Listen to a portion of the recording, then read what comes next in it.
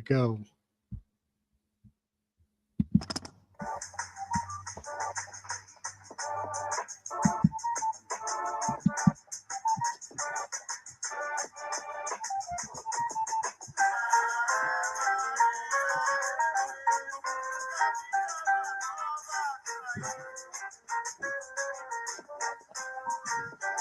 They say that I was born of slave Mukama and white men. My father slept in iron bed, my mother on cold sand. When my father called, my mother would come. Never said a word as if she were dumb. A woman who will talk too much is soon to lose her man.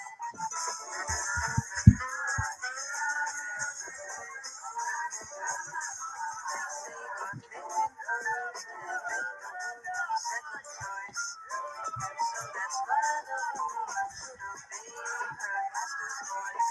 When the man is hungry, she begs the bread. If the man is cold, she warms up the bed. Standing up, laying down, the woman has to work.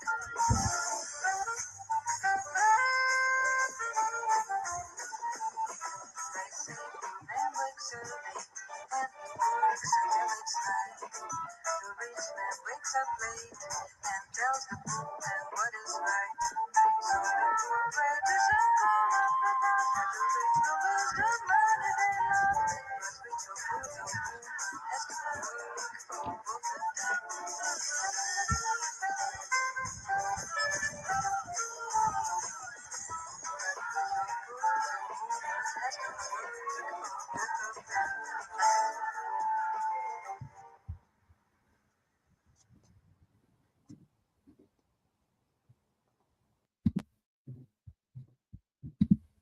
Yeah, buddy. Heck yeah. What up? What up? Thanks and praise, everybody. Welcome to the Slick Distant Shared Artistic Expression. PK in the house tonight with some fun. Sipping on that tea.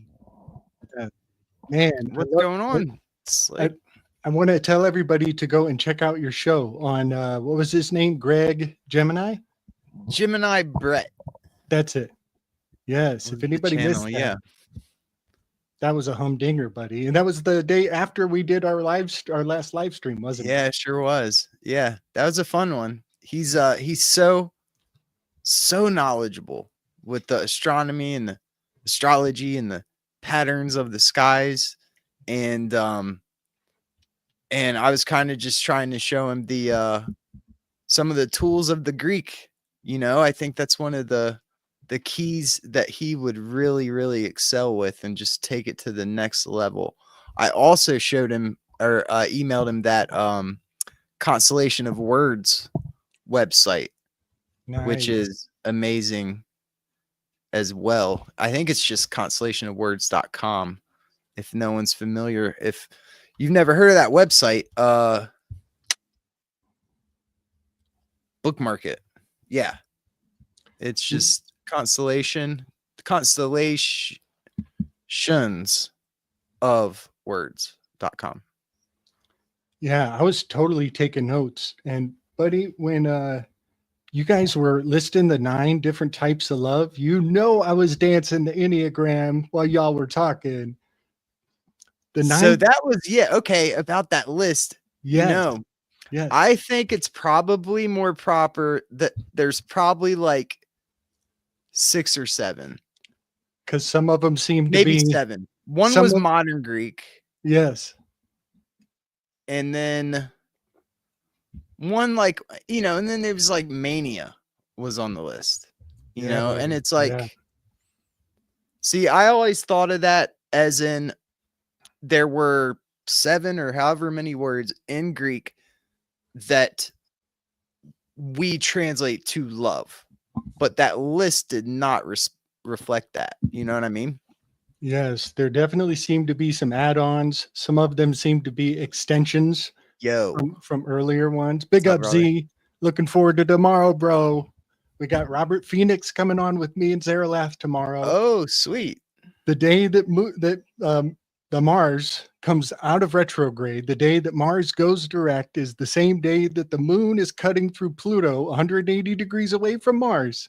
And also Mercury will be passing Saturn tomorrow. Let's see. Yeah. So there are some fascinating alignments, and we're going to, bob and weave with our buddy Robert Phoenix. The last time I was on with him was 9/11 of 2023. Nice. Yeah. Dude, So one thing I've noticed with the stars is, so apparently like everything just went direct, right? it's going presently, all things. Yeah. Or Tomorrow is technically, to the nitty is, or gritty. technically, okay, like But we're yeah, about there, whatever. So, and then at that same time, remember I sent you the text of like all the luminaries, all the planets, including the sun and moon, are all above the horizon during the day. So now if you're saying it's tomorrow, dude, that's going to be some kind of energy. That seems like some get shit done type of energy. Everything direct, all the firing on all cylinders in the right direct way. Yeah, it's going to be some powerful energy tomorrow. You're muted. No, you're not muted, but we don't hear you. Nope. So anyway, while he's trying to figure that out, I can let me share. I'll pull up Stellarium. It's been a couple streams since I've pulled. how's this? There you are. Okay. Yeah. Yeah, pull up Stellarium. Chris is going to be here in a minute. I just wanted to say I learned from Levette years ago that while Mars is in Cancer, or while Mars is retrograding Cancer, it is a bad time to cast dispersions. It's a bad time to project animosity or negativity at others, because it has the most likelihood of bouncing off the hard outer shell of the crab and bouncing back on you. And Can you say that again? When what? when When Mars is retrograde in Cancer, like it has been Ah. for months, it's a bad time to cast dispersions because they bounce off the shell of the Cancer and land back on you. And that protection is about to be removed. And so in a strange way, it's kind of, if you just flip the logic of it, then it becomes a good time to cast accusations. Yeah, you know what I hear? It's like, okay, it's a bad time to be a dick, but that implies that there's a good time to be a dick. It's like, okay. Yeah, right. Right.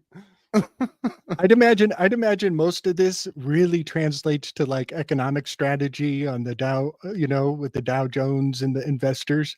But Yeah. it's also good advice for life. So here we go. Check this out. Entire screen. Boom. So here we got Stellarium. Here's the horizon, this green line. And this is just earlier today. But so earlier today, I'm East Coast, I'm in Florida. So at about, I don't know,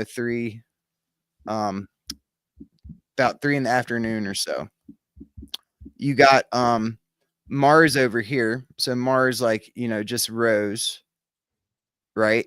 And then this is prior to the moon setting, and the moon's going to travel back closer to the sun. See, I'm going the next day. So we're going to see this again tomorrow. We're going to see this again tomorrow, where basically tomorrow afternoon, you got all your planets. You got Mars, Jupiter, Uranus, Uranus. Then you got, here's your Neptune, Mercury, Saturn. Venus was up here. Yeah. And then Pluto is hiding out like right there somewhere. I don't know. Right It's there. It's hard to find, isn't it? Yeah. All of them are above the horizon and going to be going direct. So there's going to be some energy in the sky. Give Loving it. thanks and praise. Loving it. Yes. I even heard from Homunculus today. I got a show coming up with him, it looks like, in the next month or so. So, yeah, very exciting stuff. So, I want Chris to be here, but I've been watching a couple films like I hate to do. Yes, the Yeah. very one, Buddha Yoga. Yeah, the man, the myth, the legend. But last night I watched The Pope's Exorcist. And it's kind of tricky because some of the films I watch, I do not want to promote them and I don't want to tell other people to watch them. But feel free. It was very edifying. I was a little tripped out because it's based on quasi true facts from history. It's the Exorcist. The name of the film is very informative because this is the exorcist for the region that is the Vatican. And so his region includes the Pope's territory proper. And so when they call the film The Pope's Exorcist, a lot of people's imaginations just run wild on like, oh, what? The Pope is possessed and he needed to have an exorcism? No, that's not even what's going on. It's actually based on the last Pope, and the exorcist is a historical person who's written many books. And his name is Gabriel Armoth. Armoth. I think I'm saying that right. No, Amorth. My anagram brain is real dangerous when it comes to names. Amorth. That's it. Gabriel Amorth. You saw it, James? Oh man, James saw it. Oh, I wish I could. I was just looking it up. I haven't seen it, but it came out just a couple of years, 2023. It looks like, so it's new. Yes. I didn't know that. Yes, and there was so much what I'm calling inception protocols, or what's the other one? Oh, yeah, predictive programming, essentially, and promulgation protocols. Because the character that Russell Crowe is playing has this huge, thick beard, really, and also off color. It's kind of gray in contrast to his top is dark. So he has this gray, outstanding beard. But the actual Gabriel Amorth, I don't think he had a beard. That beard is some sort of, it's a symbol woven into the film. But when I look at him in the opening scene, when they show his face for the first time, and you're like, is this Russell Crowe? Oh, yeah. Okay. This is Russell Crowe. Yeah, sure. That beard looks like a big double chin. It almost looks exactly how the Pope is looking right now. And the Pope is all swolled up like a puffer fish. And so in the film, hold on, wait, Chris might be knocking at the door. No, okay. In the film, the exorcist's name, Gabriel, becomes a MacGuffin of the film. And they repeat it, I think, 17 times at least. I'm not sure. I'm not going to go back and count, but I'm betting it was at least 17 times that his name is sprinkled into the film. So I felt very targeted personally in a very intense way. I've always said that I would be a great exorcist, but I'll settle for being a massage therapist. And yes, there's a lot of sensationalism in his bio. Yep. And then they'll kind of walk it back. And I think they say he only actually claims 94 completely legitimate exorcisms, like full on legitimate. And so when you talk to exorcists, they have all these scales of what is just psychological and what is like a real ancient intelligence. So yeah, I felt very triggered by his name, because the exorcist's plight is to find the name of the demon that he's working against. And it's kind of a little Sherlock Holmes thing where he's got to figure out the nature of this demon. And sure enough, turns out it's as Asmodeus. It's number 8. The demon, the infernal name for the No way. That's controller. the one we had the chat about of trying to place him. Right. I'm pretty It's, sure. his name is the infernal name for lust or lasciviousness. And it's very appropriate considering just the global social status that lasciviousness, of course, is showing up right on time, we'll say. And so, but he doesn't know the demon's name, and the demon learns his name first. And because of that, it's an uphill battle. And Gabriel Amorth was a lawyer. He actually was a lawyer. So he knows, much like George the Rhino Thompson, Dr. George the Rhino Thompson, who was teaching the cops, the key to black magic is getting control of their name. He said that in his instructional videos to the cops. You use their name to get control of them. And he called it black magic, and that fool studied Ars Notoria. Anyway, so in the film, Gabriel Amorth is struggling to get the name of this demon, because if he has the demon's name, he knows its nature. I'm tripping out because this exorcist has my name, and the name he's searching for is on my Enneagram, number 8. Controller domineering one with the shadow of lust. And the church will tell you the remedial virtue of number 8, Asmodeus. The remedial virtue is chastity. That's the old-fashioned way.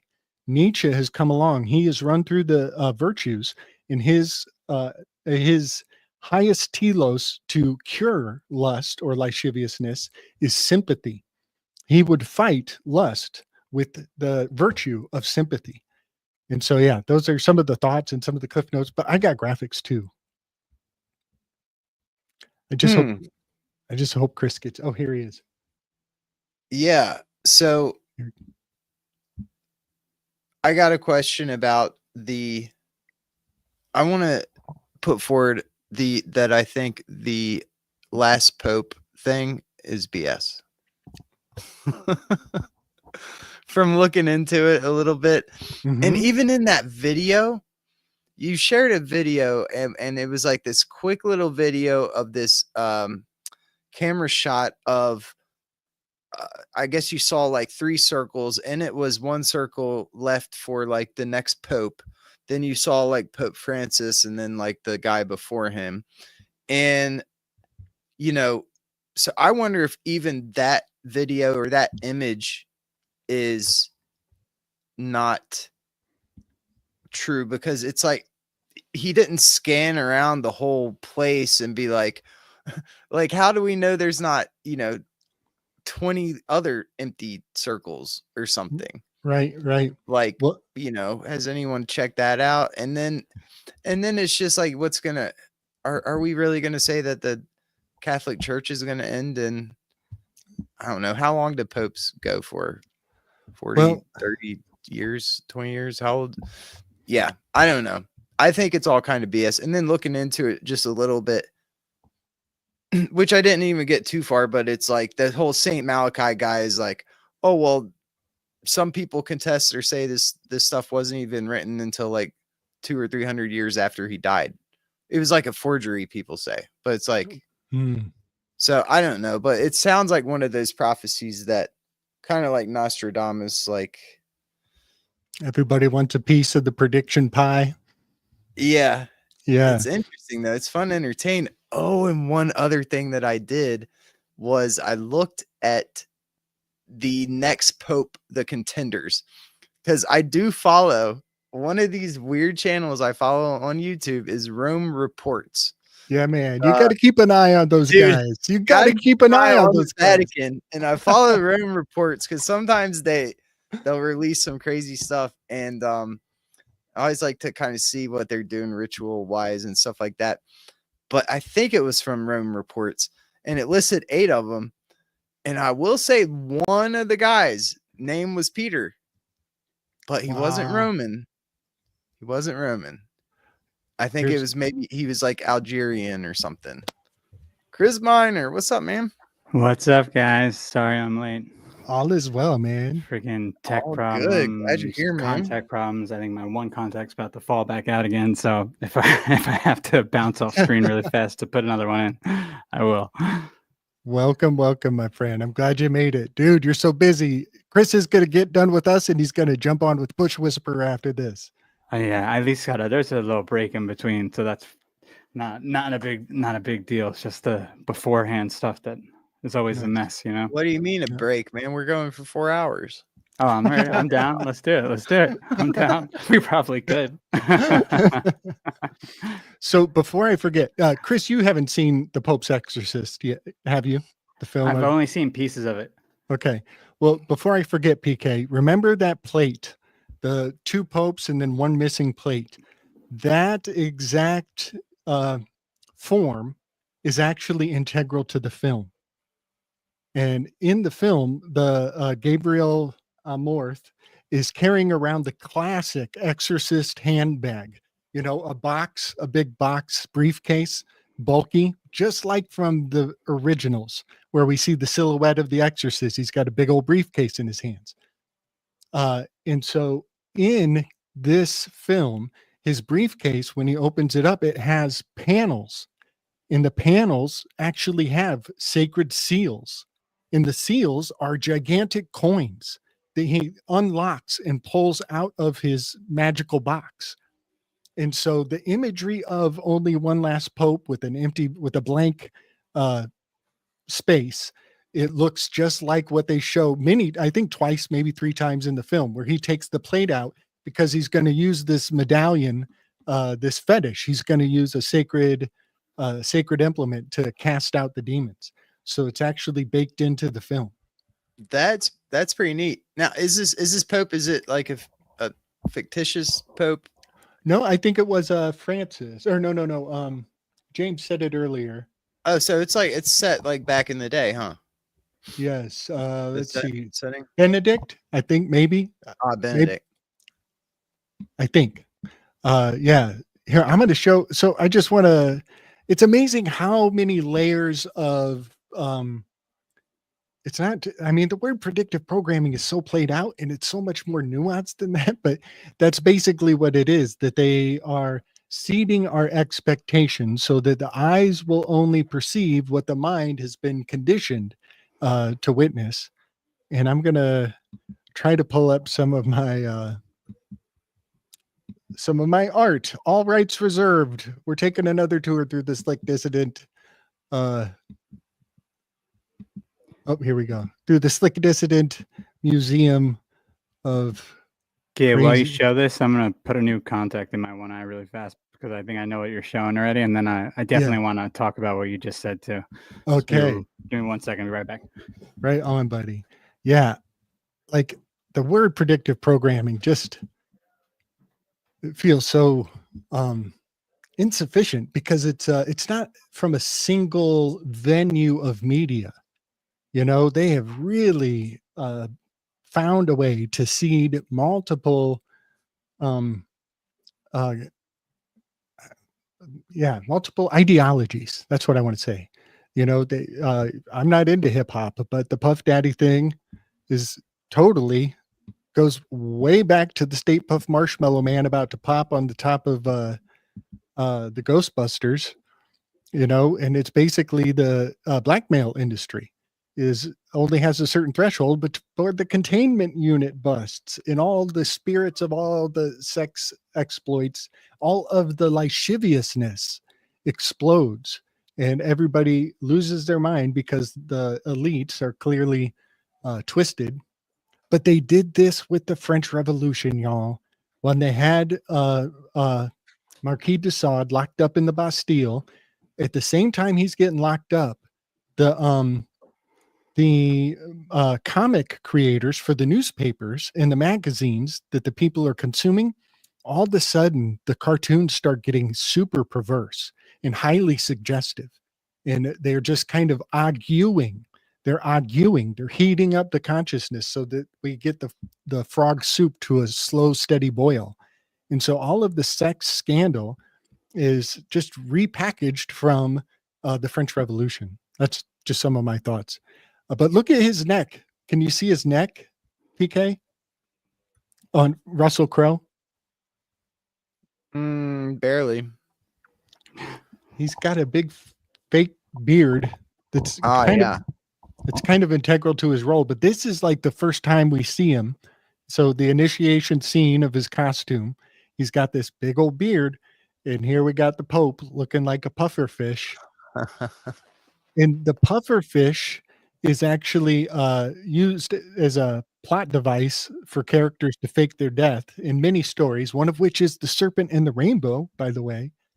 And then but the thing that is really consistent, guys, is in the scene, there's a kid who is possessed by a demon, and he starts to look more and more like Mick Jagger as the demon kicks in, but he also looks very much modeled after this statue of Asmodeus in La Reine la Chateau. This is the statue of Asmodeus in La Reine la Chateau. And so the kid's face actually starts taking on this exact these characteristics more and more. Before he went demonic, he looked a lot like James Evan Pilato from Media Monarchy. The kid looked like James Evan Pilato from Media Monarchy. That's pretty wild. But when the kid starts going demonic, they need to get this injection ready. And the kid's throwing bodies around the room. It's a big emergency. Everybody's freaking out. The adrenaline, number 8 in the endocrine system, number 8, adrenaline is running high. And they're sticking this needle in a antidote. And then they just jam it in the kid's neck extremely sensationally. And at first I was freaking out because there will never be a symbol of an unnecessary injection on a child that is not symbolic of the cowpoke. But I thought about it. Actually, if it's designed to stop his seizures, that injection has to be tetrodotoxin. It has to be that. And that blew my mind, that even the toxin they injected the kid in this film is correspondent to the puffer fish. Ain't that a hell of a weave? That's wild. Yeah. It's interesting that because as soon as when you were first showing me the faces on them, I immediately went to the frogs again. Back to the frogs. It just like the we were seeing with the Pfizer what was the CEO of Pfizer, or the CFO or CEO who had that thing going on with his neck. And then we've also had it was happening with like Kamala Harris. I think people were showing it like this weird neck thing. Neck waddle, like a neck waddle. It kind of makes me think about a sacrificial rooster in that context. We owe a cock to Asclepius, the Yaldabaoth Abraxas chicken-headed god. Maybe that's at play. But yeah, the faking of the death. I do believe, I'm going to kind of go way off in La La Land, but I promise it's consistent. Goethe and Schopenhauer were writing pessimistic works, and they were accused of causing people to commit seppuku because they were causing depression. But Goethe's works were about unrequited love. This is specifically a specific erote whose name is Anteros, and he's responsible for requited love, but he doesn't always hit the mark. Sometimes Shakespeare will write a play where somebody gets hit by Cupid's arrow and they fall in love. Actually, this might be Ovid too. And then Anteros is supposed to hit the person they're going to fall in love with so that the love is returned. So it's co-mutual.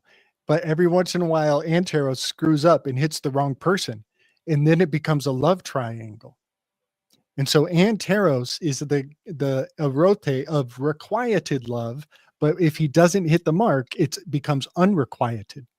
And I just want to say, I've done a lot of research on what this requited really plays into en masse in social engineering. I think it also encodes when there's too much national debt, when the books need to be tallied, when we need to bring things back to a reset on finance. And then it just hit me last night. I was listening to random random information, and somebody mentions this is a Jubilee year. And when they say that, it kind of sets me off because I'm like, well, whose Jubilee are we talking about? But somebody just last night mentioned that this is a Jubilee year, and that blows my mind because Cleo, the muse of history, she would be responsible for keeping the books. And so I've said in the past that a Jubilee would totally be on Cleo's lap for re-legislating the finance situation. So yeah, lots of weaves. It's interesting. You're saying that how this requited, it could be a balancing of basically a ledger, because it reminds me of the Doom book, which was like supposedly this code book of, who was it? I'm looking right now, Alfred the Great, where it was a ledger. It was just a ledger of possessions, basically like the ledger that is called the blockchain now that they're creating. Like it's like they would go around and they would take note of everyone's possessions, and they called it the Doom book, which is odd as hell that they would call it that, because it sounds like what is it? Is it a doomsday book? Is this when things are out of order? Does this cause a lot of chaos, and that's why I got this nickname? Big time. You know, a lot of random texts from history are extremely uninteresting. A lot of them are invoices, and Cleo, the muse of history, often has a scroll on her lap or a book, and they say that it is the Thucydides history of the Peloponnesian War. And I've learned so much from just studying that fact, because a lot of people will tell you in the tarot cards that the High Priestess card has the Torah scroll on her book. And I think this is really fascinating because I read both books as battle strategy. And law is also based on precedent that has been set by victories won in court.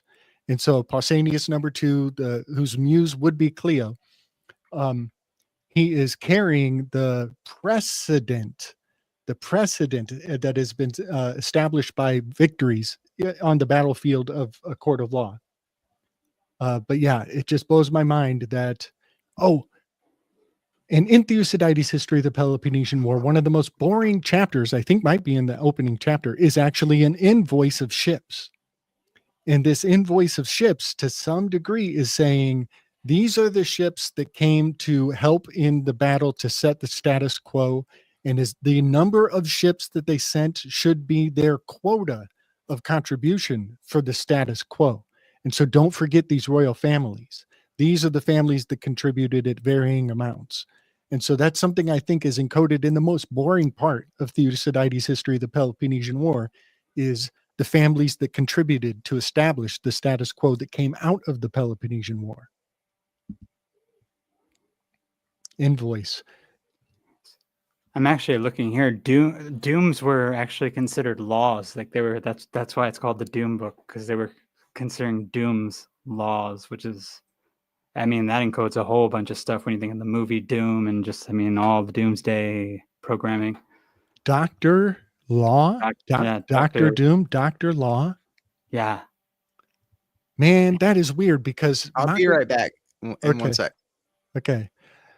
So when I was doing a study in Machiavelli with the Enneagram, thinking about I know that he is quite familiar with Plato's Republic. In fact, he might be responsible for Plato's Republic to some degree. The Medicis funded Ficino, who wrote Plato's Republic. Before he did the Corpus Hermeticum, by the way, he did the Republic before the Corpus Hermeticum. But going back to Machiavelli, I see him as a number 3 achiever with the shadow of deceit, quintessential. And I was really buzzing on that for a while. But then I realized and I said, because he was because he was associated with the Medicis. But then I kind of had to retract that and say, you know what? He was actually against the Medicis, kind of. There was a family feud there. Mm-hmm. And he was actually more of a historian than a doctor, per se. So I actually have made that addendum on my channel before, that I actually see Medici as a number 2, this historian, more obsessed with law and battle strategy. and then his lifelong enemy maybe would be the Medicis, which is the number 3 because that's the So doctor. Machiavelli would be number 2. I see Machiavelli, yeah, kind of like a 2 with the. You know what's interesting too, because right when you said Machiavelli, for some reason the first thing that always pops in my mind is Tupac. So I was like, Yep. Tupac. He's number 2. That's right. Into That's the right. 2. Number 2, Pausanias. 2 Pausanias. And that, I mean, this kind of, I don't know how much you talked about before I got on and what you had discussed already, but it kind of, if you haven't talked about this yet, we should talk about the predictive programming versus like co-creative faculty and what's going on with all this, like we were talking about the other day, because it's getting a bit insane when you start looking really at how things seem to, it doesn't seem to just be predictive programming. It seems like there is a co-creative aspect to it as well. I think it's a combination of both, where we're simultaneously creating and then manifesting future events, and we're also being programmed to do so without knowing. Yeah, man. It's just like Gozer the Gozerian up on top of that building saying, think of your own demise. Summon forth what you want to be your own destroyer. And it kind of gets me too, where, my phone is clearly reading my thoughts. It is clearly, I've done the experiments and it pops up a positive every time. How far away is it from inception, right? It's just the next logical firewall. It's the next logical firewall. I mean, I think there's even papers on that already that they're able to do this. So we're already definitely getting, which, I mean, that changes a lot though too, because then it's how much of, it's almost like everyone can become an agent of the predictive programming, because then the co-creative faculty, especially if you don't have like a spiritual kind of like portion of your life that you're actually then putting into the art, it just becomes like a subconscious manifestation that could be being controlled by some artificial entity without you knowing it. Yeah, man. This is very much why I highly recommend people, get proactive with your dreams, and do what you can to have less and less of a passive relationship with your dreams. I highly recommend Abby from the Secret Order of Good Guys, Secret Society of Good Guys with Cheney. Yeah, Secret Society of Good with Project Cheney channel. Yeah. I mean, this is oddly what Steiner, like his main thing was about getting to your dream space and being able to control your dreams. If you look at the exercises that he gave, it was all basically stuff eventually to be able to control your dreams. Interesting. Okay. And he's not clear about it. Like, it's not like that. It's that clear in a lot of his lectures that this is where it's going. But when you look at his lectures on meditations, it's always like you're doing it at the end of the day. You're doing like a day review, and then you're going eventually, like, you're learning about your past lives. You're going back. You're on the Akashic records. Your astral project. It's all dream stuff. Right. I don't do enough preparation when I enter into dreams. I don't do enough of that proactively. I don't either. I am much more natural with at the end. I'll just kind of share some of my practice. I have a sunroom that is very much Japanese motif, and I'm sitting down and putting my shoes back on.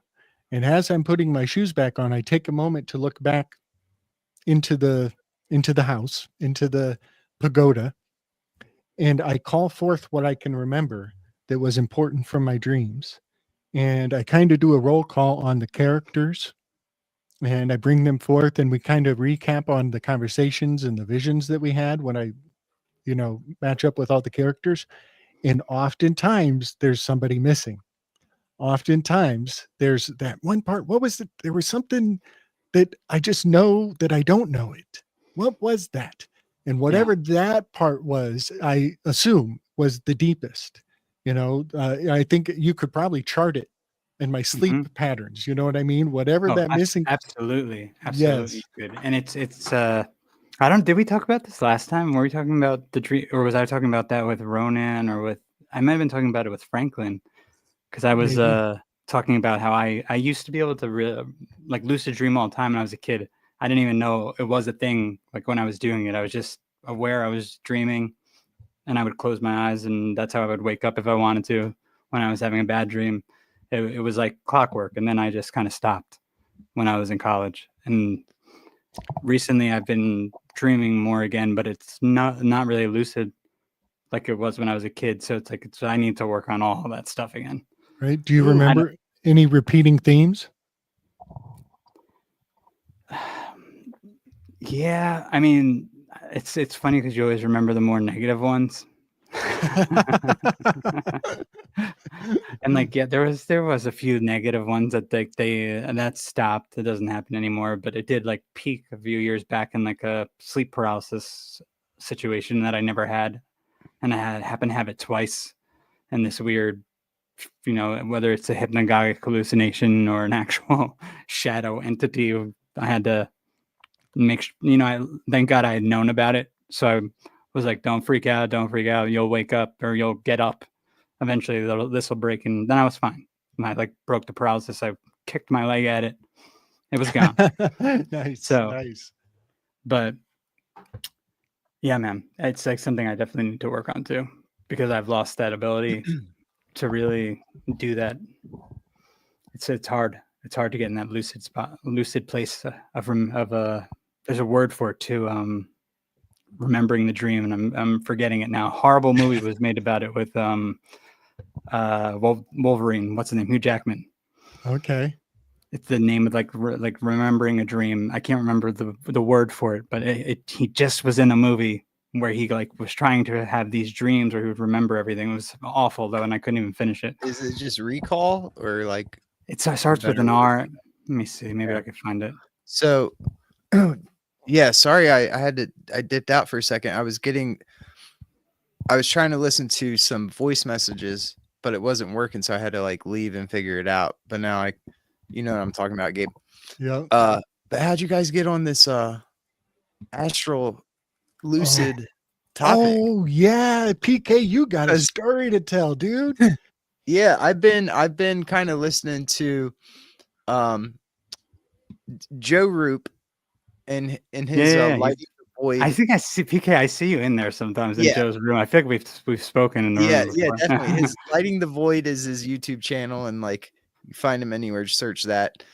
And he reads books. There were so many cool old books talking like, I don't know, 1800, 1900s of these, guys writing about astral travel, basically. And so he'll sit there, read these books, and it's like, he's very much into it. We'll just say that. And it's really cool because I think it's like one of those things where it's like when you put your attention there, that's the key. It's like you can't just think about lucid dreaming or astral projecting when you're about to go to bed. It's got to be like, this is everyone's different. So, the hell do I know? This is my experience.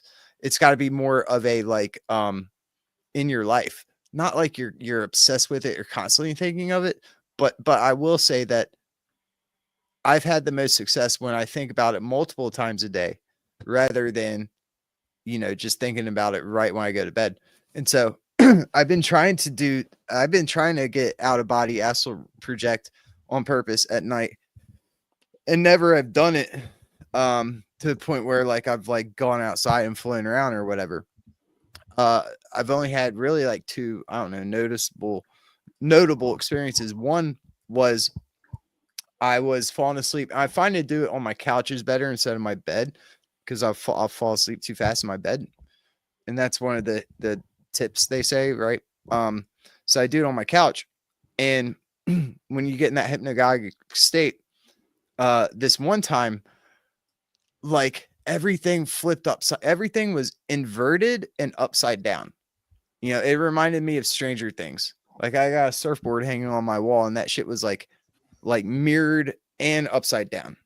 And it was just so bizarre. And I was like, well, I didn't get out of body. And then that's when I called in to Joe. I was like, Joe, what the hell is that? He's like, nah, he's like, you did. And it was cool. It was cool to hear that. He's like, you were out of body, but you weren't. I was like, nah, I wasn't. Like, I didn't see myself. I didn't feel like, I still felt like I was on my couch, but I did have the vibrations going and things like that. So I was in the hypnagogic state, because then soon after I woke up, I came to, like, there wasn't any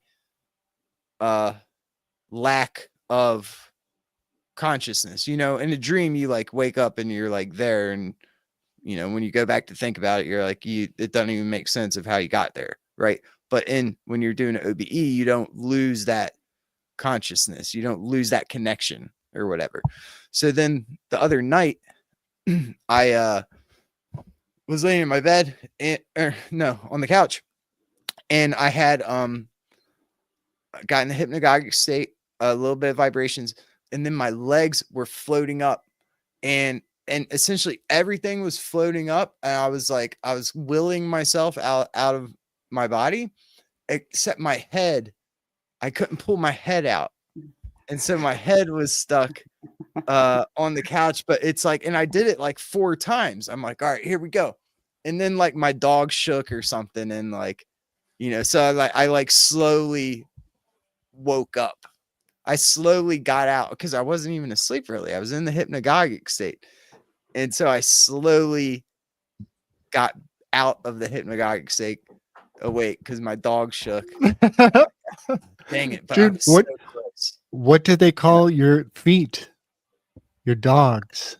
My dogs. Your dogs are barking. Your feet are your dogs. That is fascinating. That's such a great visual too, because I see like your etheric self coming out and kicking legs, but it can't. Exactly, man. Everything. And I was like, ooh, sorry if that was loud. Yeah, and it was so cool, because I was like, and also too, so it was like, wasn't all my dog. I also like got a little too excited too. So that's one of the things too, when you look into this OBE stuff, like, I think sleep paralysis is such a negative term for what happens. And I think, we're all here. So like me saying that, kind of the world is what you make of it sort of thing.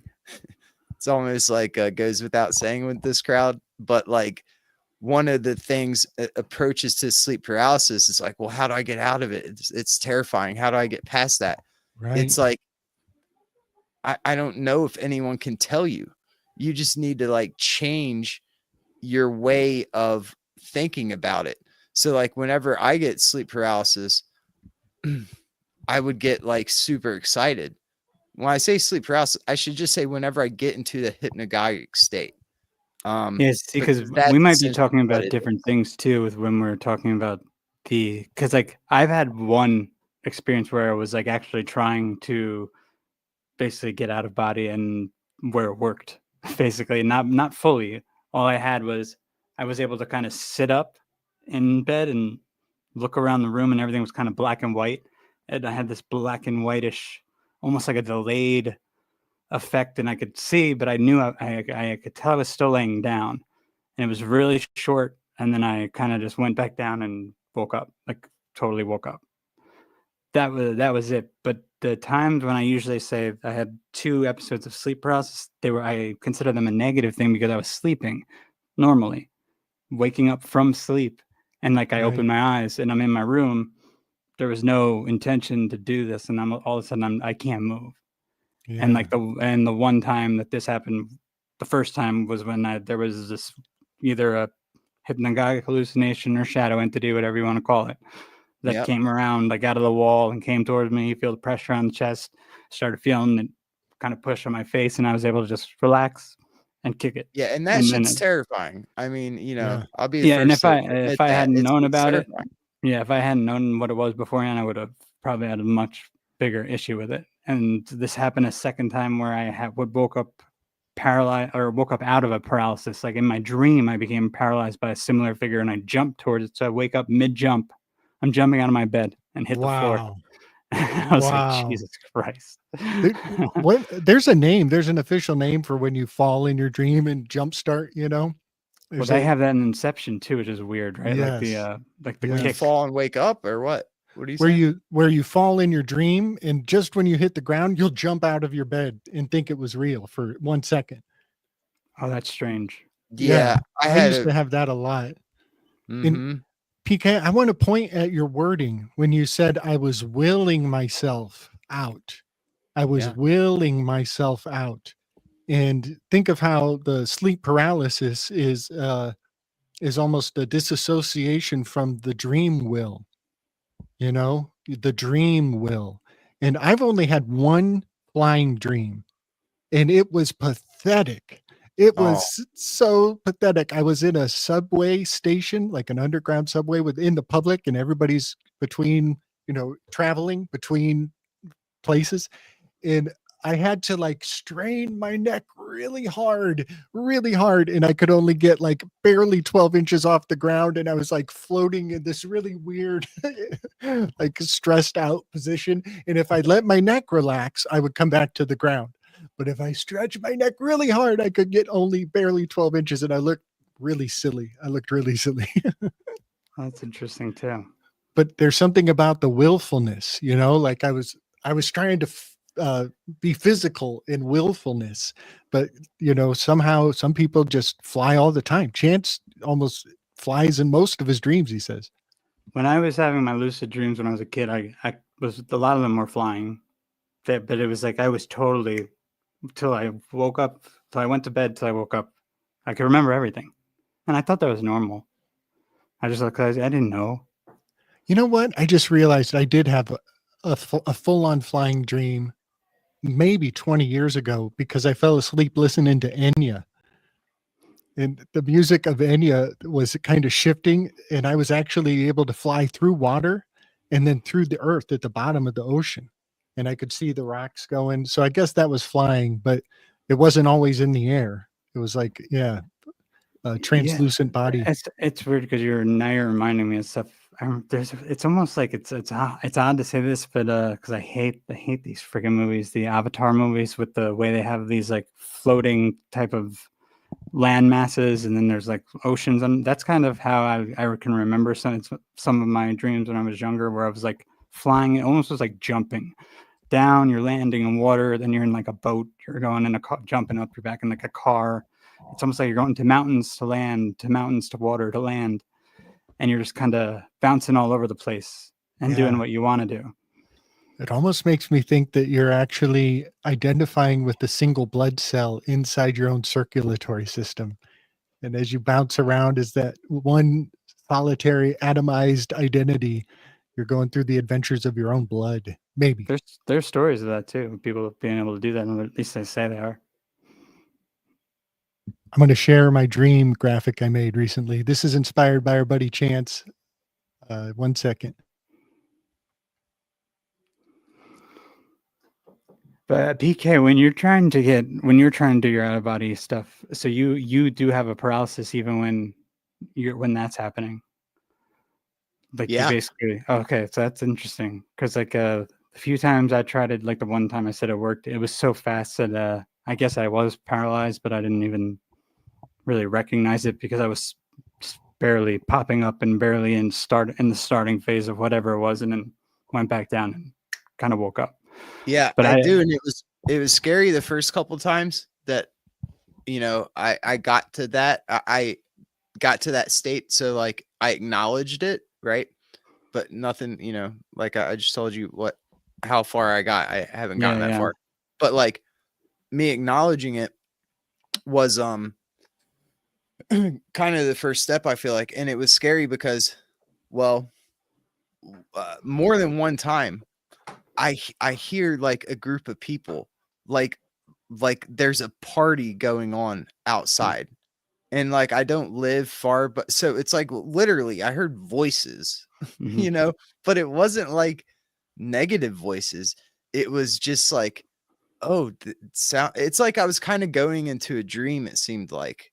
And at this instance was like I heard a party going on outside, and so like that kind of woke me up because I was like, damn, what's going on outside? Like, oh, they're here, like I need to get up.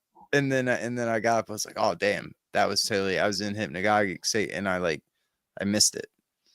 Yeah. But yeah, that's same. happened a couple of times. It woke up. It was like I won't say I was scared, but it was definitely I was startled. Like Yeah. you know, I Yeah. thought people were outside, so I was like, but it wasn't like a terrifying demon thing. But I was startled. It wasn't like a good feeling, you know. See, I So definitely think there has to be a huge difference in the way it feels when you just wake up and you're not intending at all to do this, and you just find yourself in it. Like that happened to me the one time, and I'm just like, and I know I was sleeping horribly the whole week before that, so it's like I wasn't really sleeping, and I'm trying to sleep, and then I kind of wake up in my room, but I can't move, and it's like, especially if I didn't know what it was, if I was like someone who had never watched any documentaries on sleep paralysis or studied anything about it, I'd probably be freaking out. Like, what's going on? I feel like I that's was the dying. thing, yeah. And it's like a lot of people now talking about this stuff. I think it's cool. It's like, you know, just all this stuff. It's like, you know, why? How would it be if we were taught like, oh, this is a normal thing as a kid, Yeah, and like yeah. taught to like embrace it, don't fear it, you know? It'd Well, be like, and I'm wondering if like because like to me at first I was thinking, well, maybe that's because I was so exhausted because I wasn't trying to do this, but maybe that was my body like saying you almost need to do something like this, and I just didn't go with it enough. I mean, it's interesting. It's to think about that way. we talking about. I think you're muted. Talking about what you got on the screen here, naked hymns.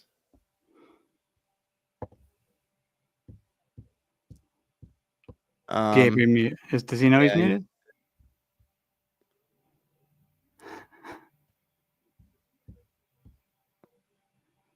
Dang. there. Okay, I got it. Now I'm There not you go. muted, right? Yep. Okay, sorry about that, fellas. All right. So when I was a kid, I started martial arts very young. I think I don't know, I forget, 10, 12. I was learning how to, they call it kata, we call it forms. Plato was a wrestler and is the patriarch of the realm of forms. Oftentimes, even in my adult life, I am able to summon my Imagos. Big ups to Zeralath in the chat. I was talking about superego with Zeralath, and he pointed out a term that is very early in Carl Jung's work called the Imago, Imago. And it's different than an archetype, but it's kind of they kind of swish swash these things together. It's not exactly the same. The Imago, it is, I would say, from my limited understanding of it, it is exempt from collectivism. Your Imago is not how the world sees you, but how you see yourself. But it's like your moon sign. maybe. Good Okay, call. that's Yes. what it sounds like, at least. Yes. And then there is also there is an Imago Day spiritual movement that would throw us way off the track. So I just want to stay on. You guys remember in the Matrix when Neo shows up and he's like, "Oh, what am I wearing?" And he's like, "That's your self-image." You remember that part? So I think that does have to do with the Imago. And as a youth, I'm going to try sharing screen. Hopefully I don't mute on accident. As a youth, I had not only a strong Imago instilled into me as a martial artist, but it also was trained on how to kick ass and take names. Okay. Am I still coming through? Yeah, you're good. Okay. So oftentimes, even when I'm scared in real life, I'll actually draw back on some of the meditations of some of the martial arts moves I've trained in, quite a few fascinating capoeira techniques also. But I think that if a child is taught martial arts at a young age, then I think they actually have improved self-defense in their dreamscape. And I have vanquished huge monsters in my dreams like it was nothing. I just cut right through them. But sometimes I actually summon forth an angel to fight the battle for me. And that is an interesting technique. That is a super interesting technique. Were you lucid? Are you doing this or? Yes, I've done it while lucid. It is essentially if I feel an encroaching fearful thought, and I don't want to deal with it, it's too much for what I'm dealing, in the real space, I'll just let my guardian angel come in, and he's got a big ass double-edged broadsword.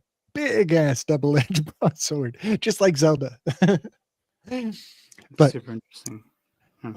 so these kind of thought forms, they almost work as a servitor, and some people, I know Mario has studied the servitor in the past, and different people can take it to different levels. When we make a live stream, uh, I call it a brainchild, it works as a servitor, and we don't have to sit around and keep playing it back for people. These little videos we make are like servitors that repeat and amplify our projections, literally.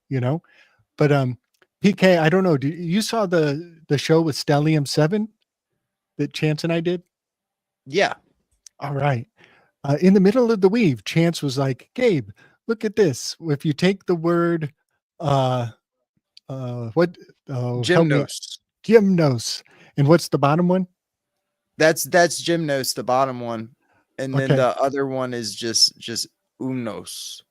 Umnos. That's him. That's Is the word him. And for him. gymnos is he was relating it to gymnastics, and that's not wrong, but it's also it's basically it's naked.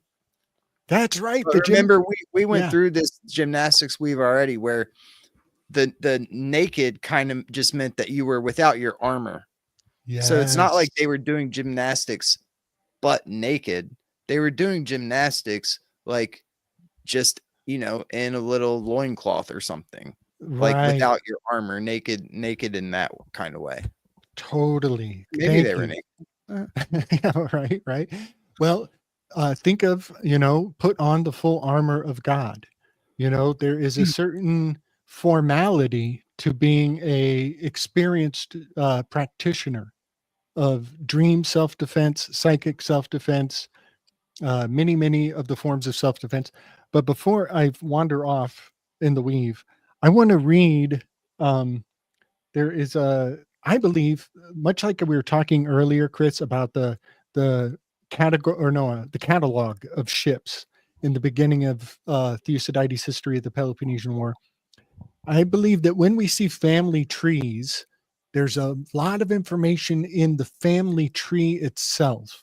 Some like the word constellation website, PK, and a lot of the Greek gods and deities, they form a family tree that I think we should take more literally than we do, because I think it is also how these things relate to each other, as in terms of which came first. Totally.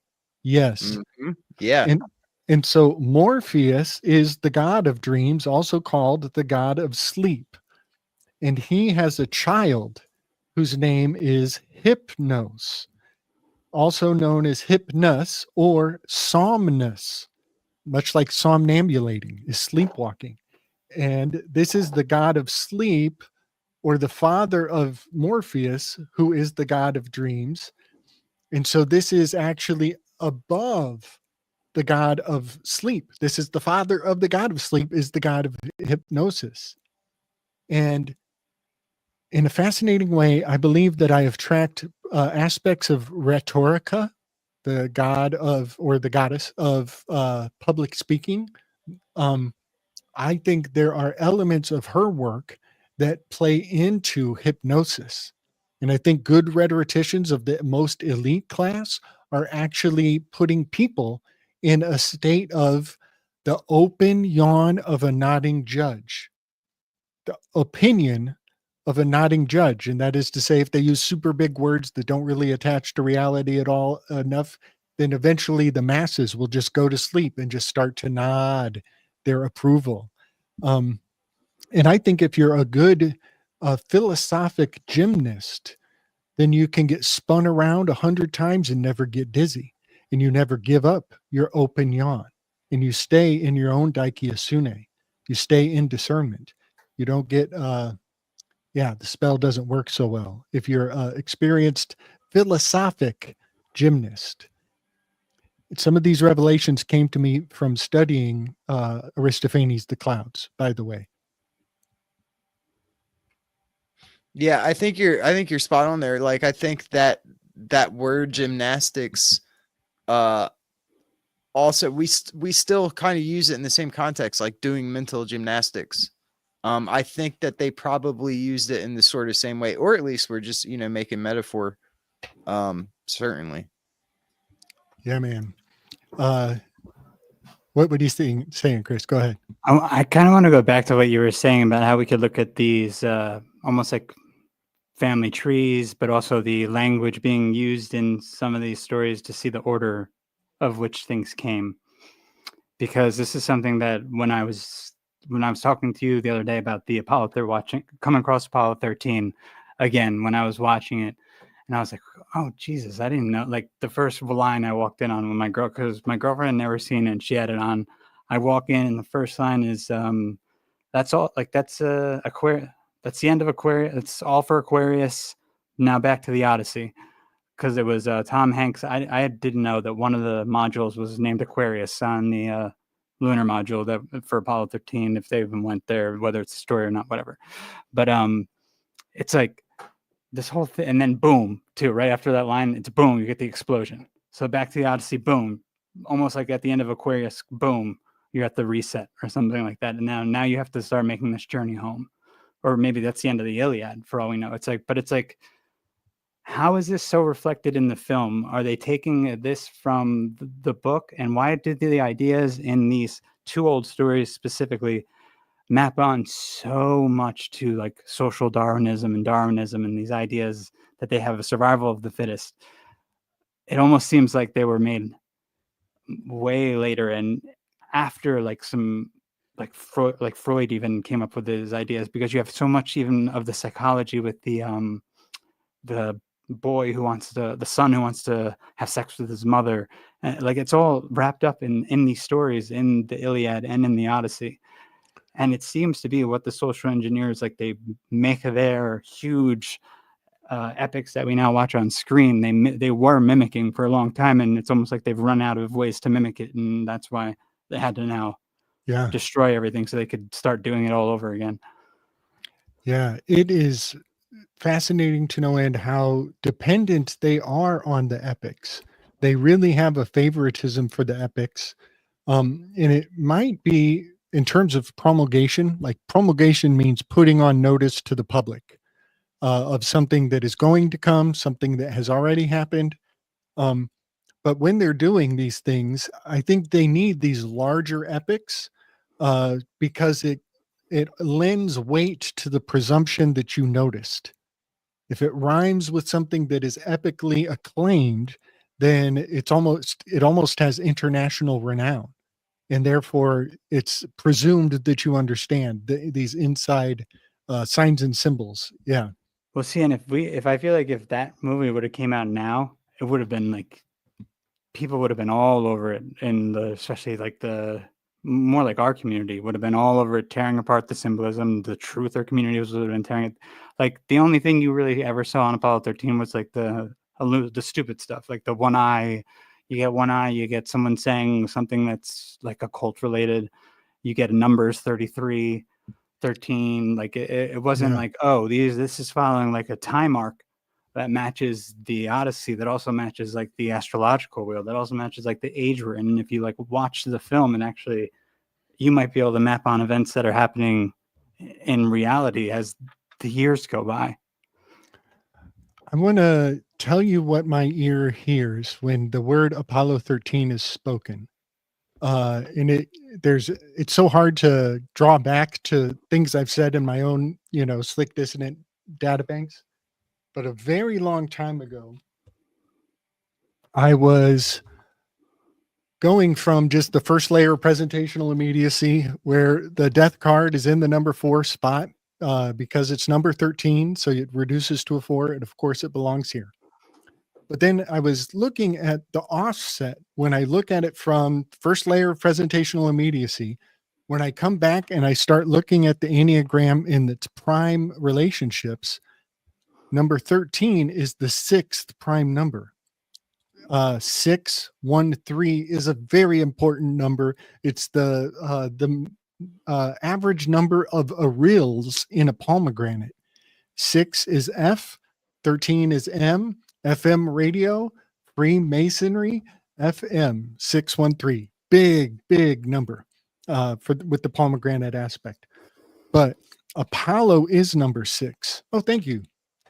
Big ups, PK.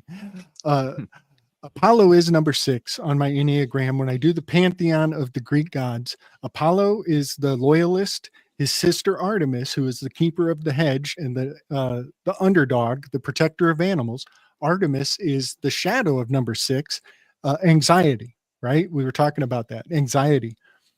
And when I put number 13 card in relationship to Apollo and Artemis, I ponder how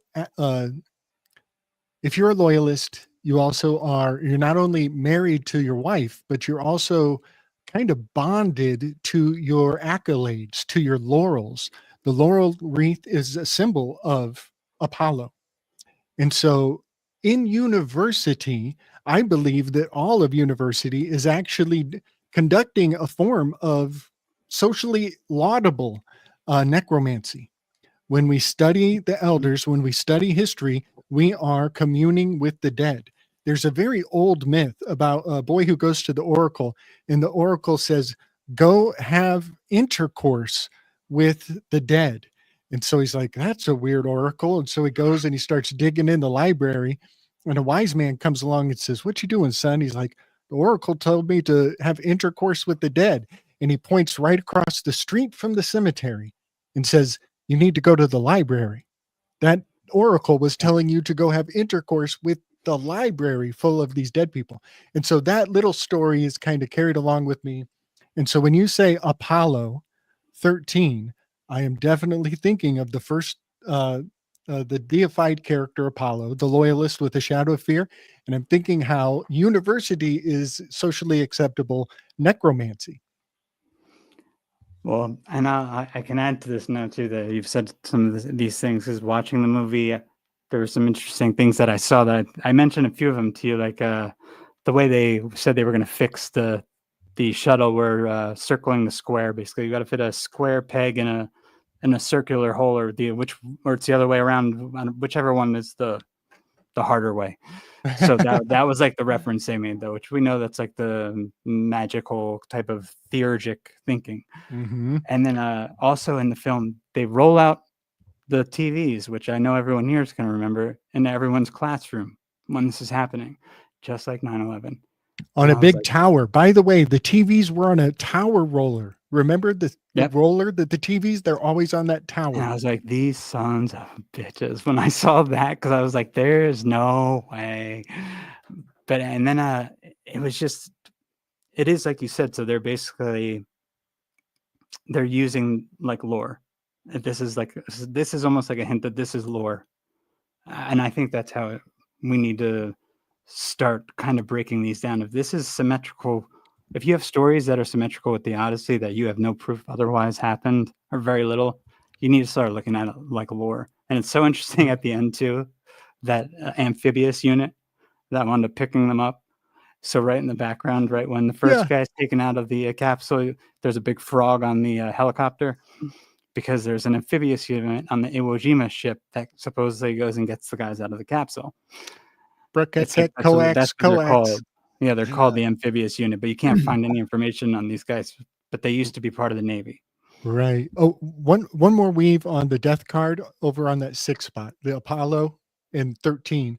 I just want to mention that if university, you never see IT, is socially acceptable necromancy, I often ponder what karmic impact does envying the dead. What is it to envy the dead?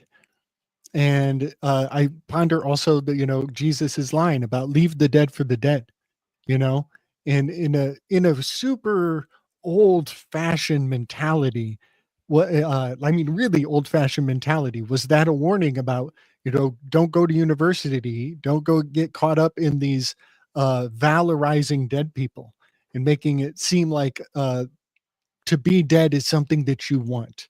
You know what I mean? Well, also think about like BLM, because when we remember when they were doing all their when they were protesting, rioting, whatever you want to call it, they had this hashtag stuff they were doing, especially during the 2020 period to 2024, and they were almost calling on the ancestors in their hashtags. And they then come out with all these documentary videos, and you hear about the founders talking about how they are voodoo practitioners. So intense, So, man. so they're basically calling on the dead, which is a big Yes. no-no in the majority of magical traditions, because it can cause issues when you disturb the ancestors. Yeah, buddy. Yeah, man. I gotta share something with Okay.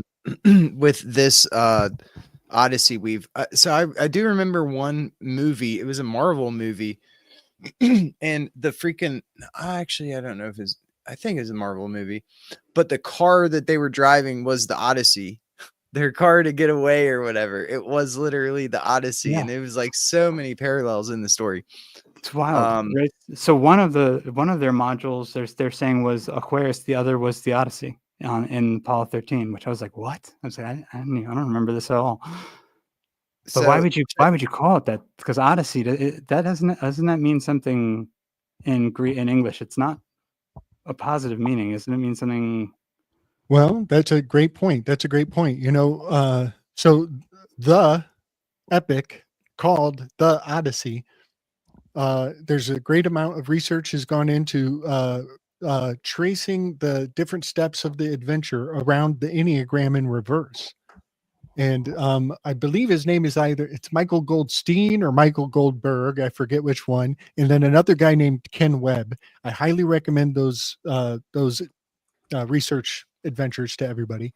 But Leibniz has coined a term called theodicy. It's almost like he took the title of the Odyssey, which is a story about Odysseus where he's actually questioning his own gods. He's leaving his homeland, and he's like, the gods got way too hands-on during their Trojan War, and I don't think I want to go back to them. I don't think I want anything to do with them. And so he's actually going through a atheistic tribulation as he goes further from home, but then he kind of comes back to his tradition and believes more and more as he comes back. So when Leibniz used the word the Odyssey and put them together to theodicy, I don't think it's unrelated. I don't think they're unrelated, but a theodicy is just like what Odysseus was going through. It's the question of, if the gods are infallible, if the gods are all omnipotent, omnipresent, omna, then why is everything so screwed up? And I've actually, I'm comfortable myself personally, I'm comfortable with thinking that maybe there's not just one thing that gets all the credit or the liability necessarily. Maybe credit and liability is a human construct. And for that matter, why can't God mess up? Why does God have to be infallible? That's a Platonic ideal.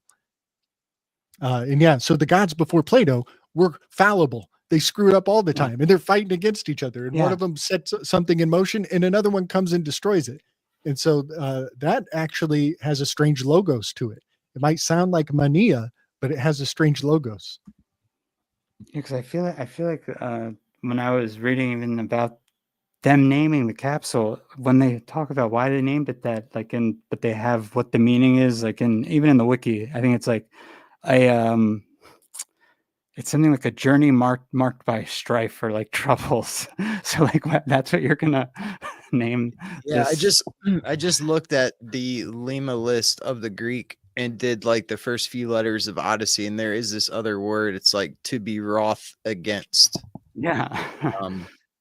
So yeah, the strife. It's got that. Yeah, so it's like you're kind of setting yourself up for that's the predictive programming aspect. I feel like of what we were talking about when PK signed off for a minute on the how much is co-creative in the art, and then how much is just actual programming by the social engineers.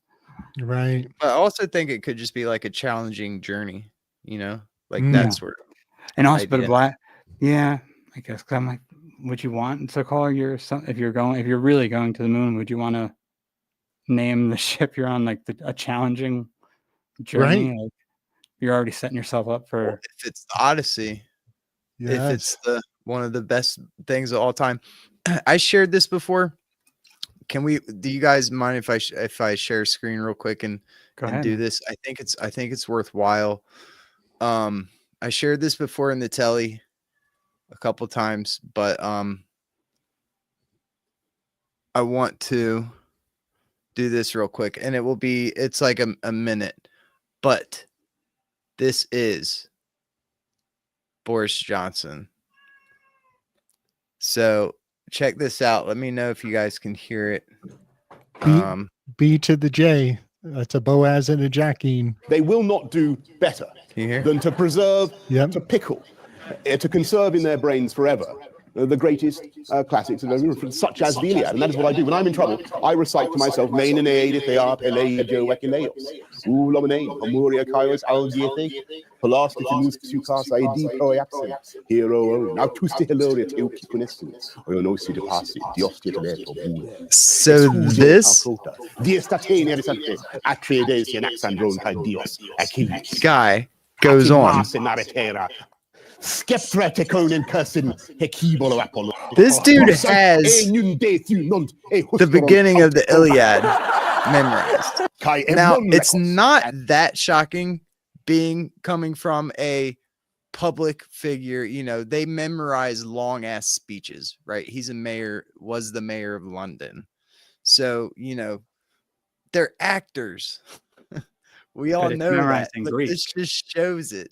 And Right. it shows too how much they love these ancient Greek. Because this is in the Greek. He's saying it in the Greek. He's saying it in Greek. He's saying it also too in the Attic Greek pronunciation. And it's He's also Attic? Boris Johnson He's who's presented speaking to Old us. Greek here. And I Yeah, tried to do the first line. I challenge anyone out there. Memorize how to pronounce the first line of the Iliad. It's freaking hard. It's hard. I struggled with it. All I got was like mine edite. I can't even do it. I have to hear it. I'd have to hear it. All right. But I'm it's so hard. Challenge anyone to do it. So I'm that gonna was jump. super impressive. I'm going to jump on a soapbox right now. Ladies and gentlemen, esteem your enemies more. Esteem your enemies more. Stop underestimating them. Right now, when you underestimate your enemy, you make a lower expectation on yourself. It's lazy, and it's worse than lazy. Also, esteem your enemies more, y'all.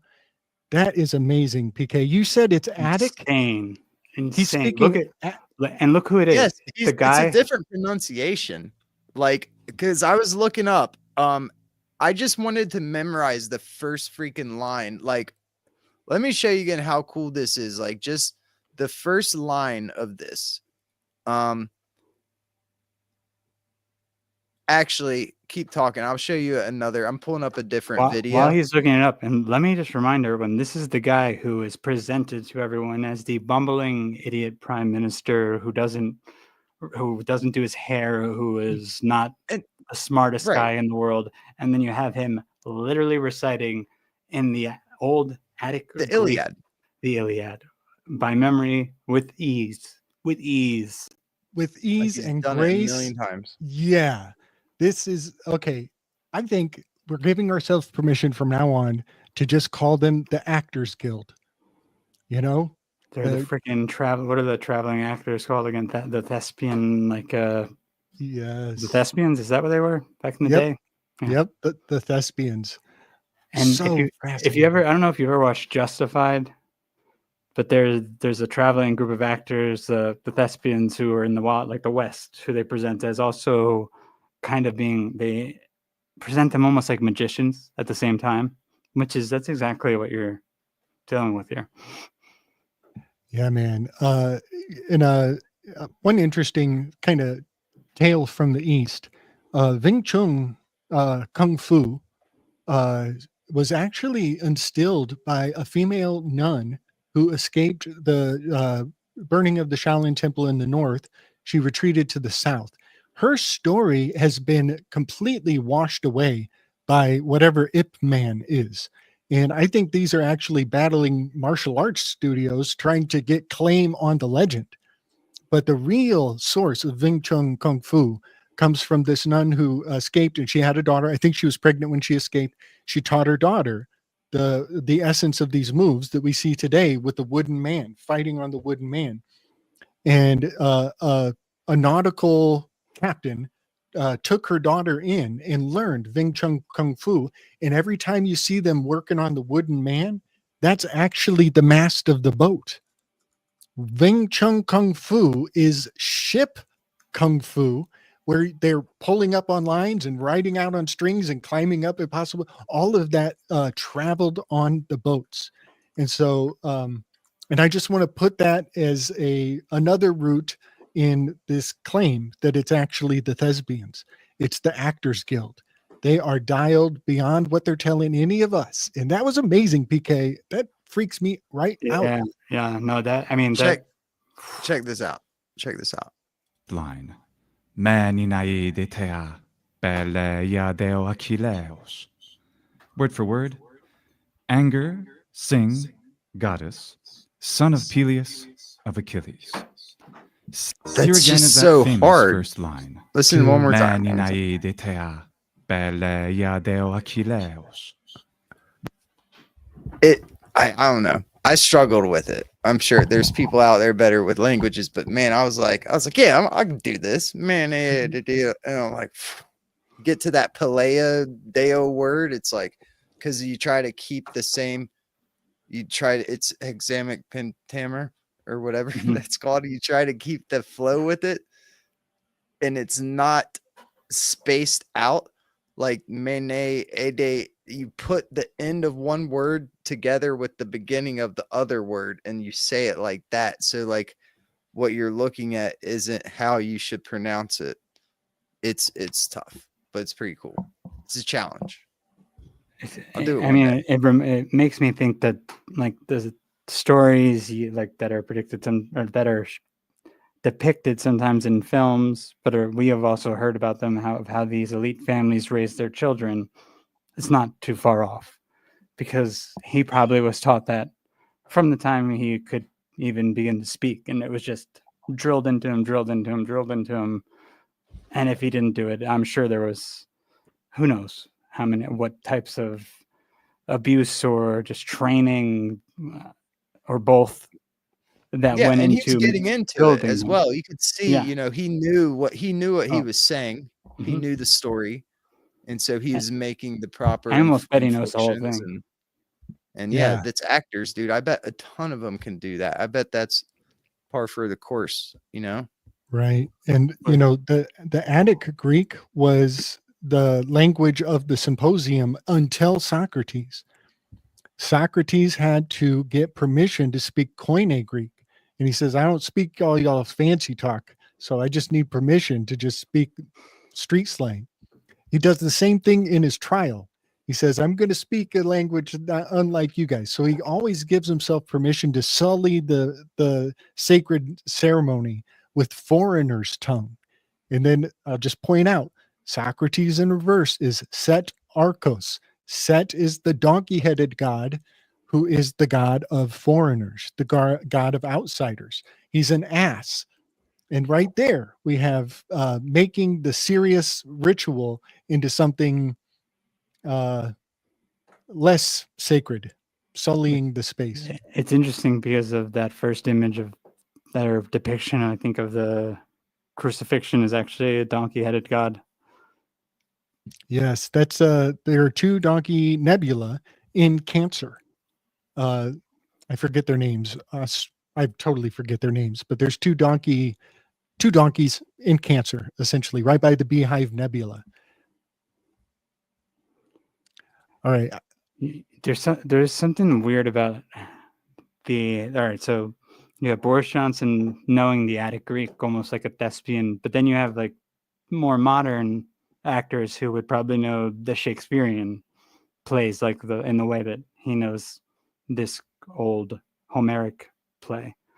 I'm wondering if there's a shift that happens, and this is where the split in Platonic versus Aristotelian thought comes into play, and that's like the Shakespeareans, or I guess the more Aristotelian and the Homeric or the Platonic, and if that would map on in a way or not. I don't know. That would have to be. I'd have to look at it more. Maybe Gabe or PK, maybe one of you guys would have something I on feel that. like I feel like the rich people like that in the, you know, at that level teach their kids ancient Greek. I mean, Totally. I think it's secondary would be Shakespeare, you know. If like but I feel like the ancient Greek would be like mandatory. Yeah. You know, that sort of thing. And one thing that I think that does, for one, I'd like to point out how when we say freedom of religion, everybody thinks of the Abrahamics, maybe the Buddhists, maybe, but isn't it fascinating how the fraternal orders slip through the cracks, and how in fact the fraternal orders are running all of the universities. And in a strange light, isn't it so beyond words that all of the universities are being run by these Greeks, the Beta Phi Epsilons? But Deacon being, I'm saying like as a kid, being taught as a kid, not like going to a school. Right. They don't send their kids to public schools. I think that's one of the differences too, is like some rich people, right, will send their kids to boarding schools and stuff. But and even maybe some super wealthy people will send their kids to a specialized super wealthy kids school. One of the Ivy and then schools. Others will just do it in-house or whatever, you know?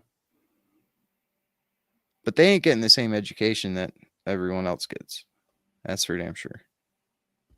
And as a kid, that's what I'm talking about. It's important, you know, almost more important as a kid.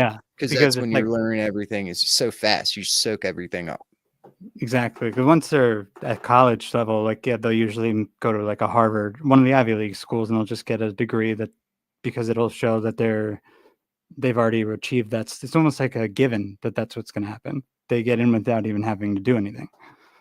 But the rest of their knowledge, that's all. We have no idea what the hell they're being taught, because we don't get access to that.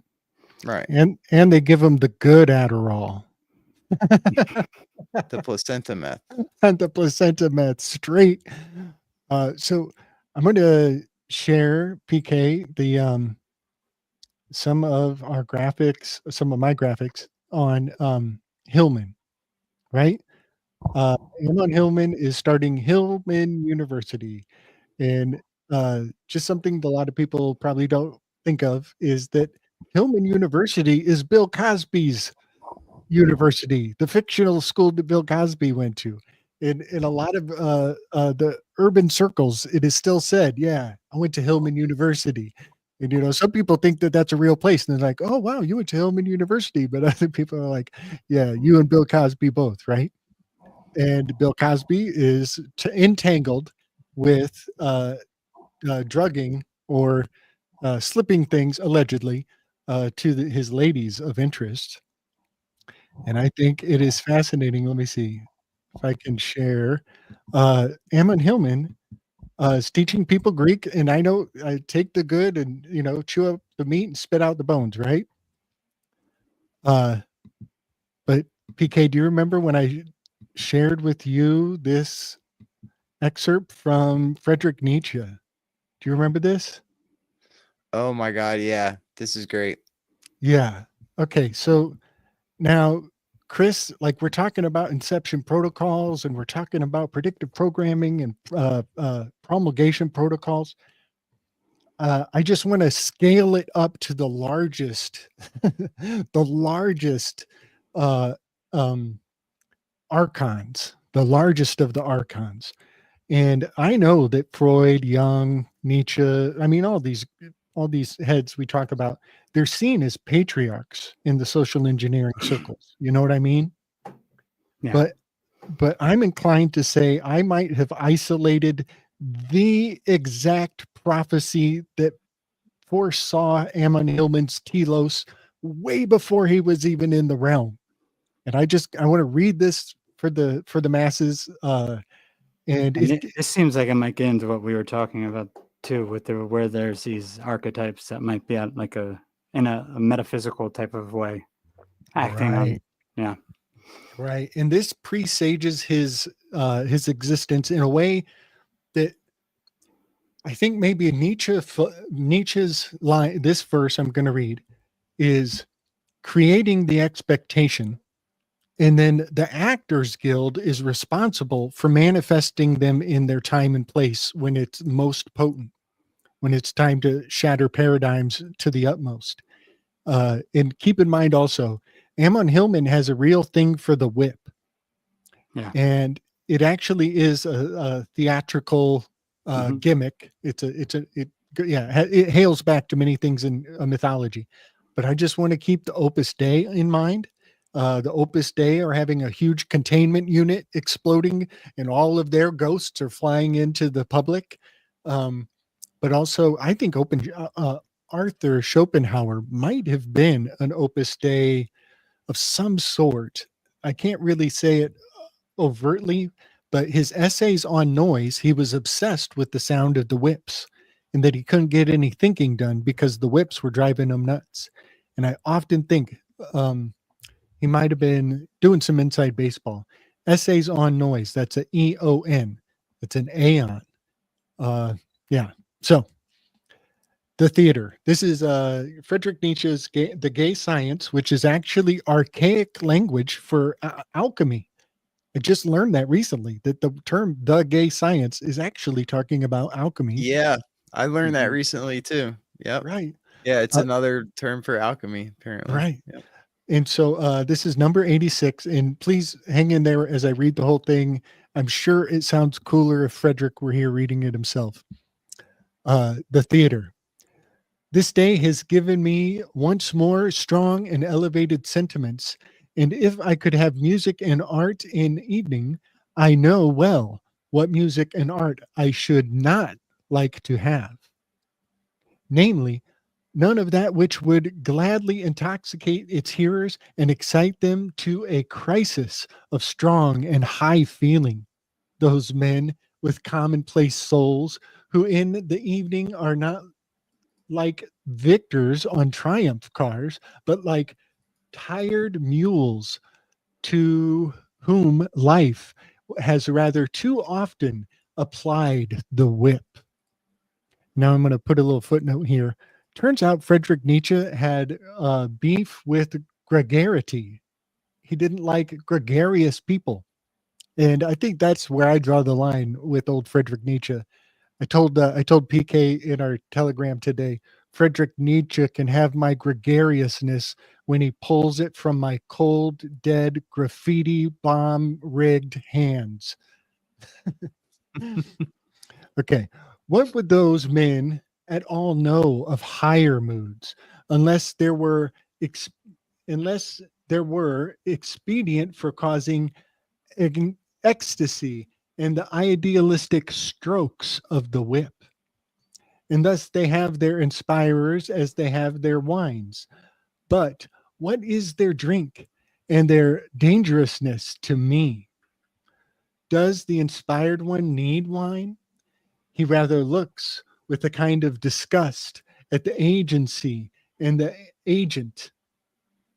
That's an important line. The agency and the agent is encoded on the dotted line of every personal check.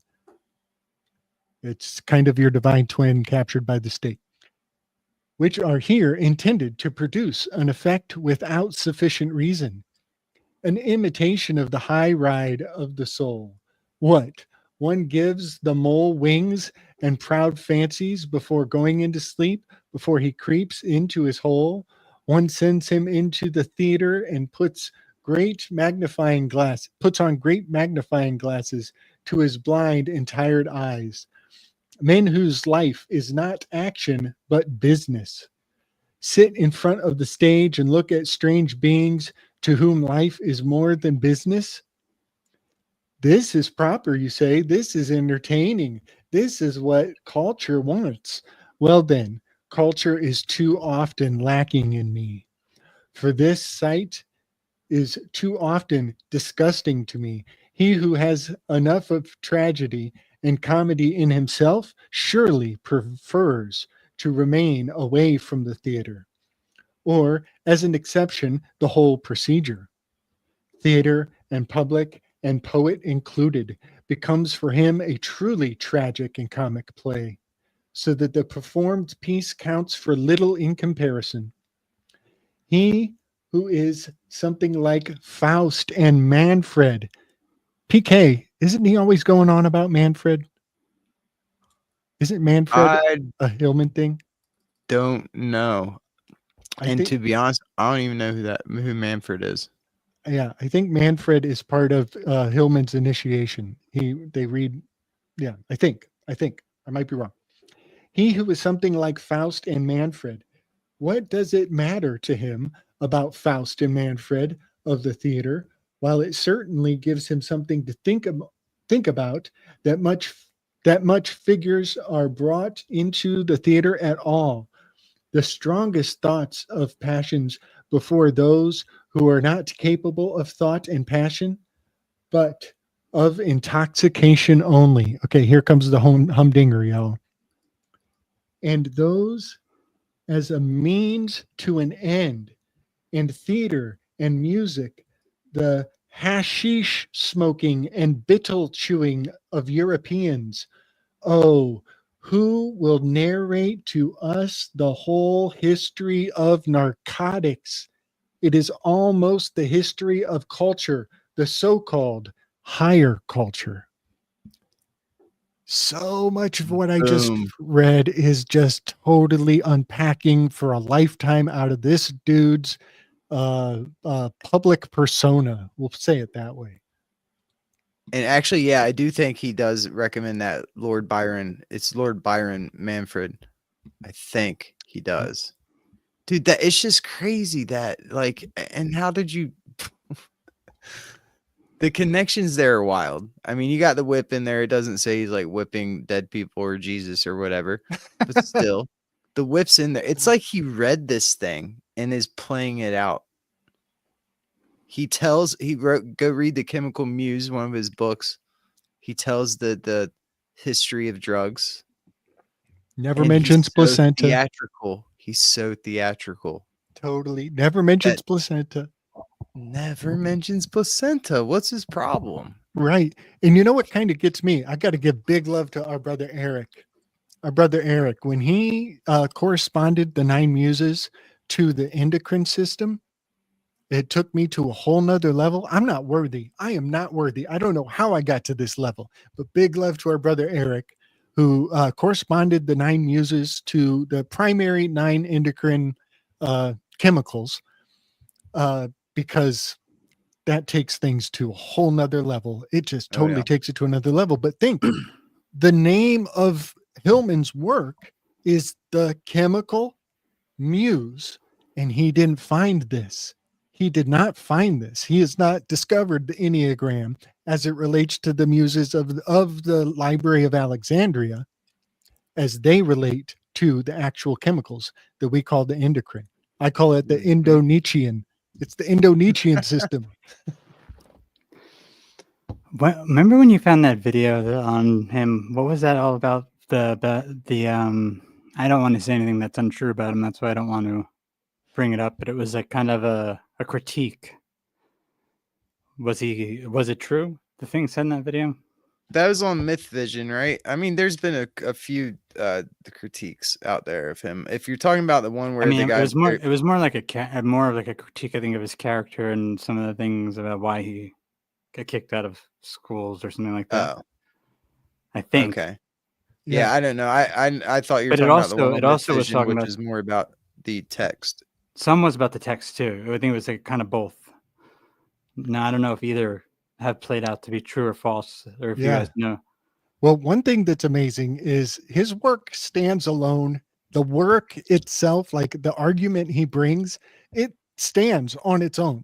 And something about him getting all of this attention and all these theatrics and dressing it up and making it so profane, so aggressively profane, you know, it's I just see the perfect venue for taking really important information and shit coding it.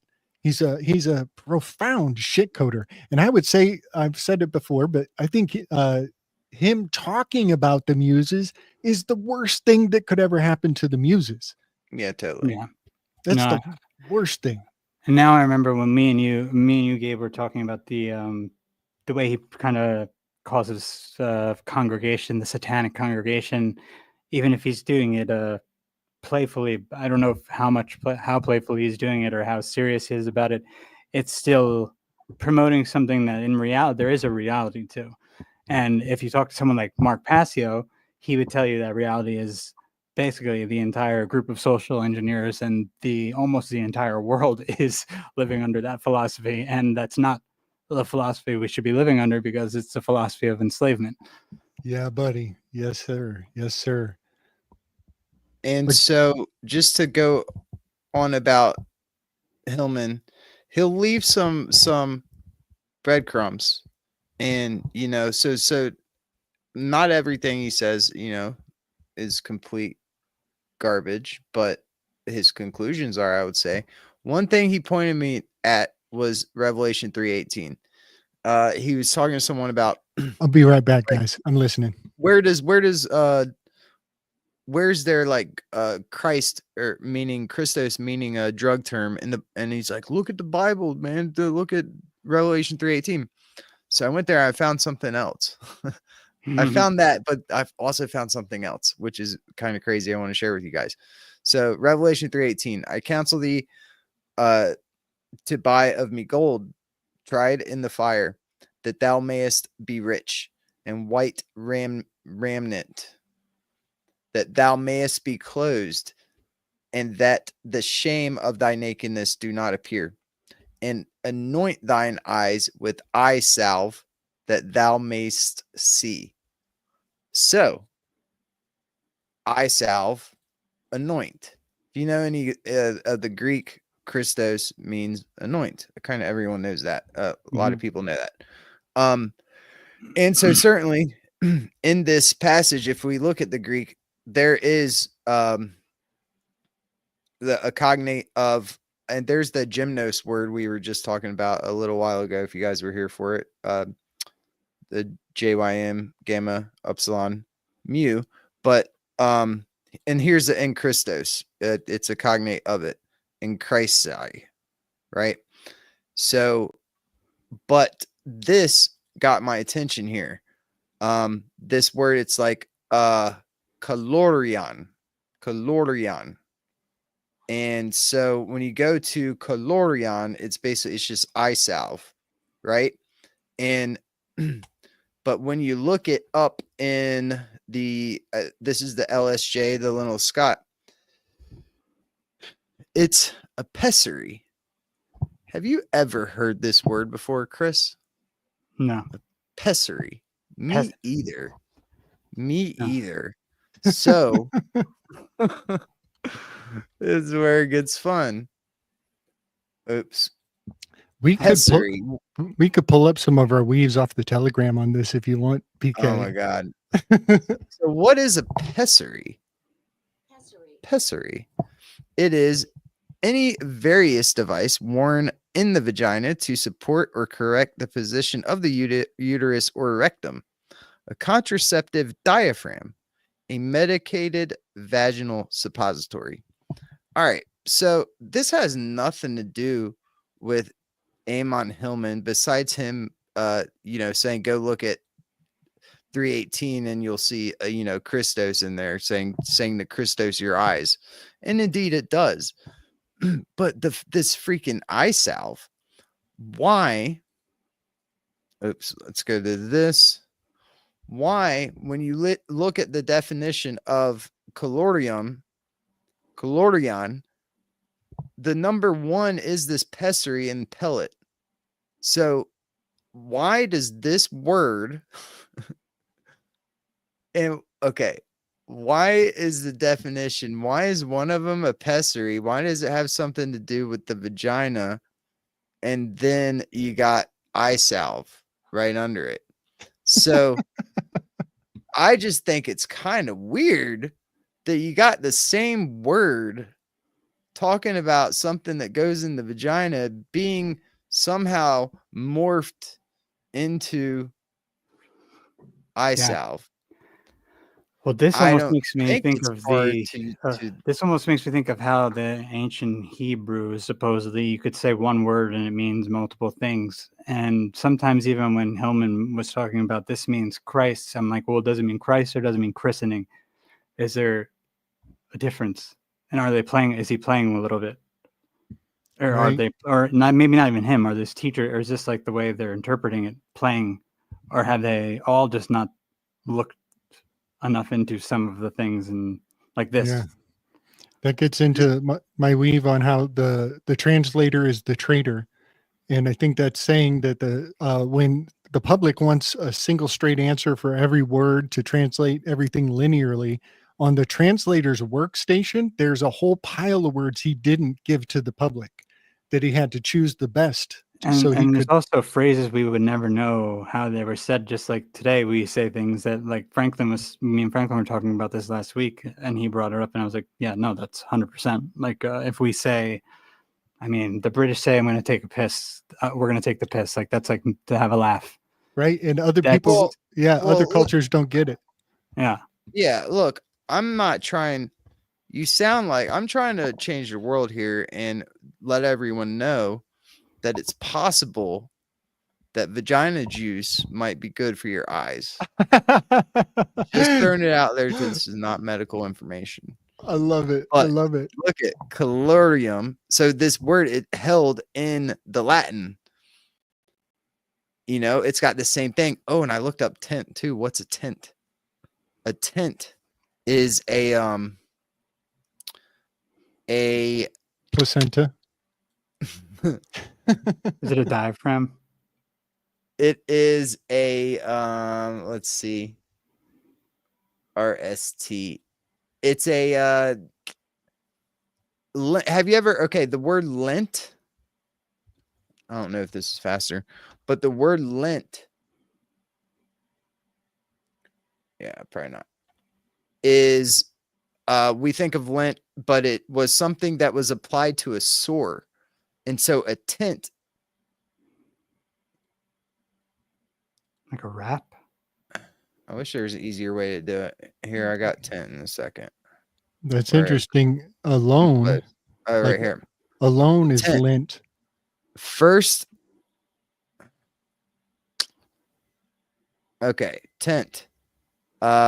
We know, it's the logical place you move around. Yeah.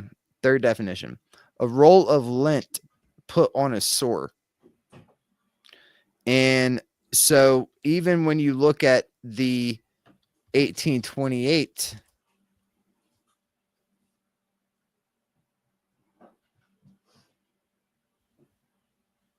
definition of tent, they have it in here. Right here. In surgery, a roll of lint or linen used to dilate an opening in the flesh or to prevent the healing of an opening from which Jesus. matter or other fluid is discharged. Dude, And my mind we got there from explodes. colorium, which is Yeah. the Greek. It's basically just transliterating this Koine Greek word or ancient Greek word into Latin. Colorium, same word, and it's a tent. There's a pessary again in the eye salve. Medua I didn't colorians. know. Tent Medua. is used like that. And here's another thing too: to tent as a verb is to probe. So it's like it makes me think of like keeping a tent. Maybe to keep a wound open to dig a bullet out. Well, to lodge too, right? So maybe. It's also too like I'm seeing tent is like it's a color red. So and then you have Talad. So it is kind of you have this period thing a little bit like. So there is that little feminine aspect of it too. Man, am I coming through? Yeah. Yeah. Okay. It sends my imagination running in so many different places. I am inclined to say that whatever they are putting on babies' eyes when they're born nowadays is not beneficial. And in fact, maybe there is something else that should be placed on the eyes that is beneficial. I also Something we just talked about. Yeah. kind of, yep. I also, when I knowing or believing in a knowing kind of way that the placental transmission creates a certain type of person in the realm. And maybe after 7 generations of placental transmission, you get a very special avatar, somebody who's very Jesus like, that their body fluids are different, you know? And when I read about the Jesus taking his spittle and a little bit of sand and curing the blind, I think that wouldn't it be amazing if it was because Jesus was special, that he was literally made of a different type of physiology. But beyond that, I know that in certain obscure, archaic cultures, they would actually keep the mucosum from the umbilical cord. They would put it into a fetish, a pouch or a vial, that I think they were using mustard seed powder because it's the highest easy access concentration of phosphorus. And so you put the mucosum into this vial and they carry it. They don't wear it like a necklace because that's too public. They actually wear it around their waist right next to their navel. And when in times of need, you can actually access this substance from your birth and use it for healing purposes. So to Yeah. say, Is this like the quick heal? Like the, think the of like Insta Skin or something, right, like yeah, That's what they're Yeah. saying, like with the stuff that everyone was talking about when some of the hydro. chloroquine. No, it's like the hydrogel. Oh If yes, if you use that on a wound, apparently it heals like that. yes, They actually do have like a spray you can get. I've never used it, but instead of like it being like an antibiotic neosporin type of thing, they'll have the hydrogel in it. And if you look at the reviews, people are like, my cut was healed in like a day. yes, But yes, that's like the nano. That's the nano in it. I think just yes. creating like that fake skin. So Basically. this is, yes. So whatever this is, like, it's an amazing that Hillman is, putting it back into people's adventures. It is a bit of a holy grail. It has a certain placement where it came up when the Royal Scientific Society of Britain, I always screw their name up, when they were collecting the greatest thinkers of the time. There was this one fella who had discovered what is called the weapons salve. And that word salve is on the Baphomet, coagula salve, right? And so this is inside baseball to the max. But this fella, I forget his name, who discovered the weapon salve, he was using very rare elements, rare substances that were hard to attain. And he was creating a weapon salve that you could put on the battlefield and it would fastly cleanse and cure or fix injuries. And he was the first person to use the word facts. And this is research that I got from studying Leviathan and the air pump. And by studying Leviathan and the air pump, I learned the provenance of the injection of the term theory and the word facts as they were put on the scene just before Newton very slowly tipped his toes into that water. And Newton was the next person to start using the word facts. But this word facts almost got out. It almost started going free range, and the king had to launch prize law very soon after 1666. Prize law becomes piracy. Piracy becomes lawyers, and now we have black-robed finders of facts calling the shots in the realm. And so, also, I will say that the word facts is the ultimate fetish, especially in the age of information. If you can control the facts, if they have to come to you to get it witnessed, for it to be official and it passes the Snopes sniff test, then you have your self-empowerment. You become empowered by that. But yeah, the weapon solve is one of the first articulations of facts from that fella. In the scientific society, took him in and put a lockdown on that word facts. And then one more thing, somebody out there, I think it might have been Hobbes, in that age, they actually believed that if you get injured by something, if you get shot by a gun, that you have to actually go and put the remedy on the gun that shot you. You have to find the gun that shot you and put the same remedy on it. And that's like a weird superstition that I think throws people off the trail. But those are some of Yeah, the like fun. sympathetic magic or whatever. Almost, yeah. It's Man, like I remembered this weave, but I don't have receipts for it. Yeah, it was in Bacon. It was one of Bacon's cohorts, like all Yeah. that time. Yeah. Yeah, when they started using fact, and fact was like mainly used in the courts, and it was kind of like a negative word. It was like the facts That's right. against you, right? Like you're charged with the Yeah. facts. Well, what are the facts? You're so And then right. it evolved from there. so they flipped the Yeah. whole meaning of that. Yeah. Facts It originally in was like law. the facts that you're charged with in court. Yep. It's synonymous with crime. And Yep. remember when we were catching on to the to future tense verbs being kind of eroded from use or narrowed.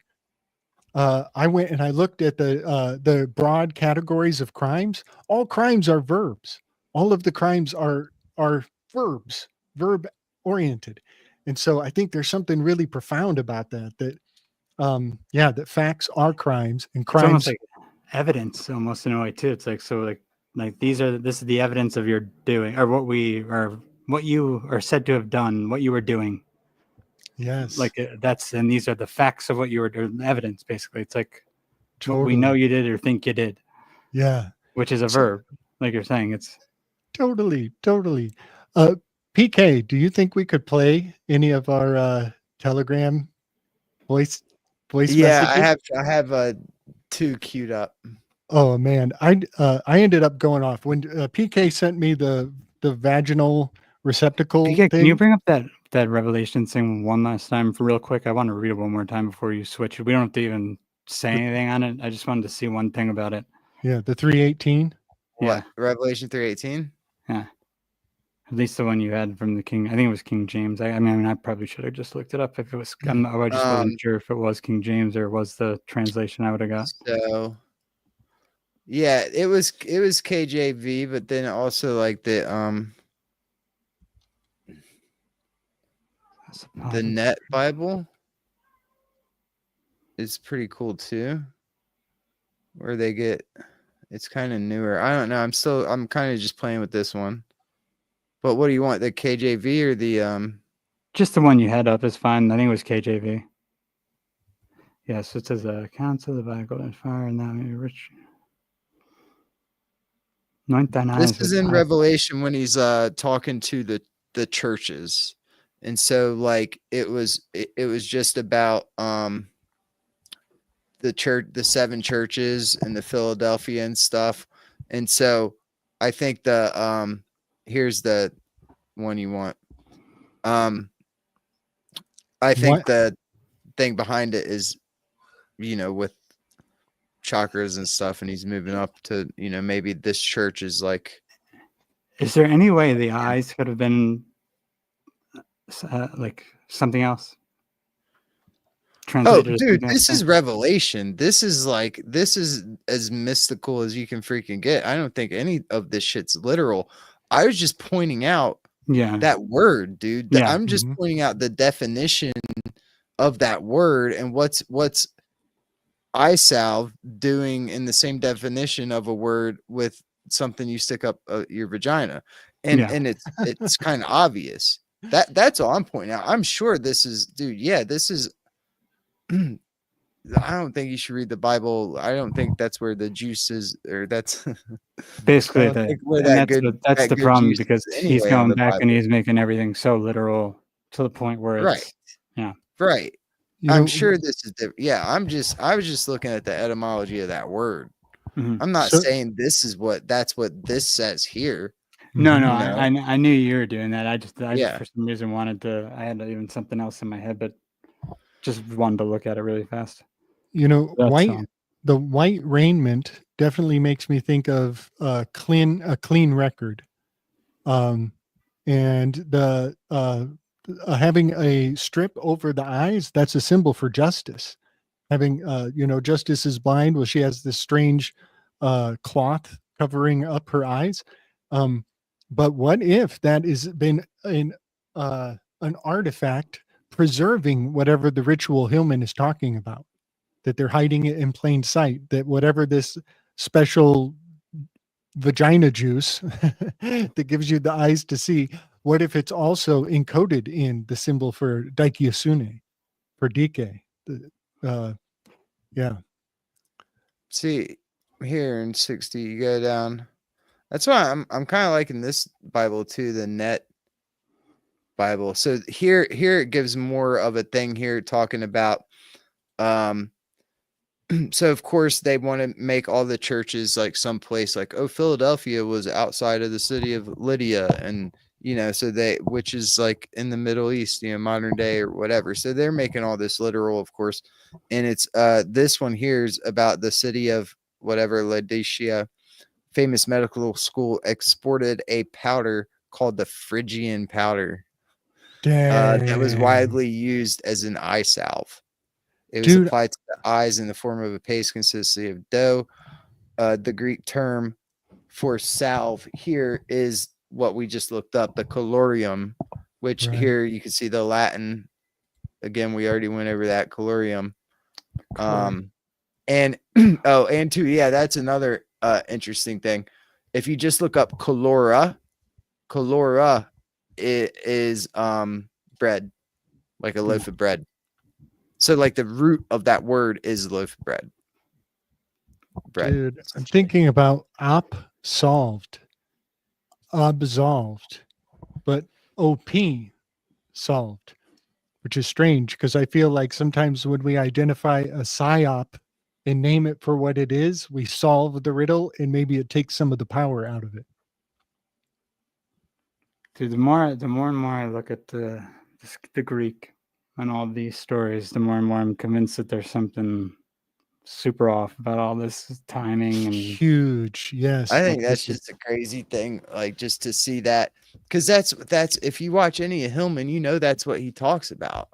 He talks about this sort of stuff, and he's like, "Oh, in your eyes," and he talks about them sticking up medicated whatever's up their hoo-has, and then putting it in the eye. That's literally what he talks about. yeah. And just to find that in that word, in that same definition of the word, in the LSJ.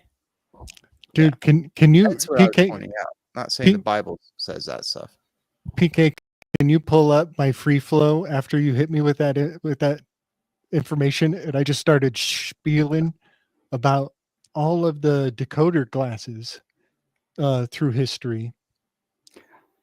Well, and what I meant by that with the Greek, because I was just because I was talking about this with Gabe the other day, how like I think almost all of this Greek history even might just be like some sort of encoded thing in itself that's used by this priest class that overlooks all of like every civilization. They almost are using like they use like the Greeks and they use the Egyptians, and they insert these stories that are actually like memory palaces for themselves, and also like predictive programming for them, like to then be used on the masses. It's like a combination of it. It's like a grimoire.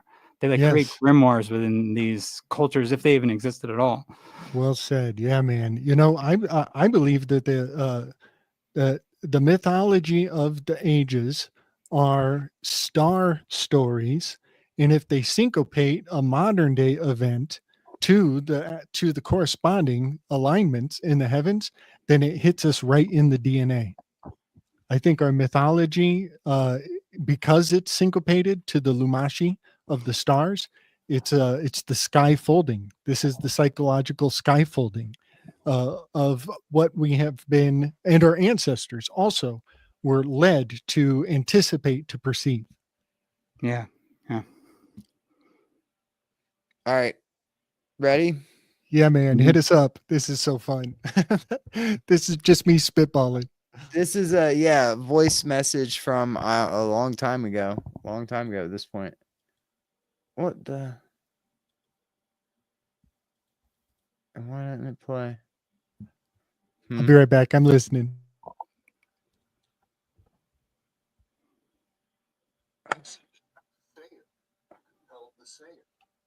Sometimes I think this guy is fucking with us.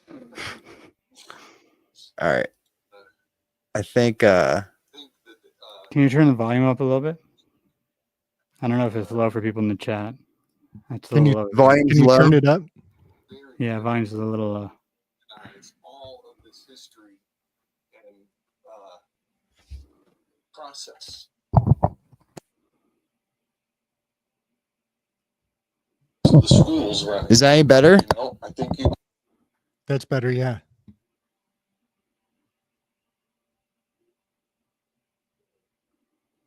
Oh, now I don't hear anything. Yeah, muted.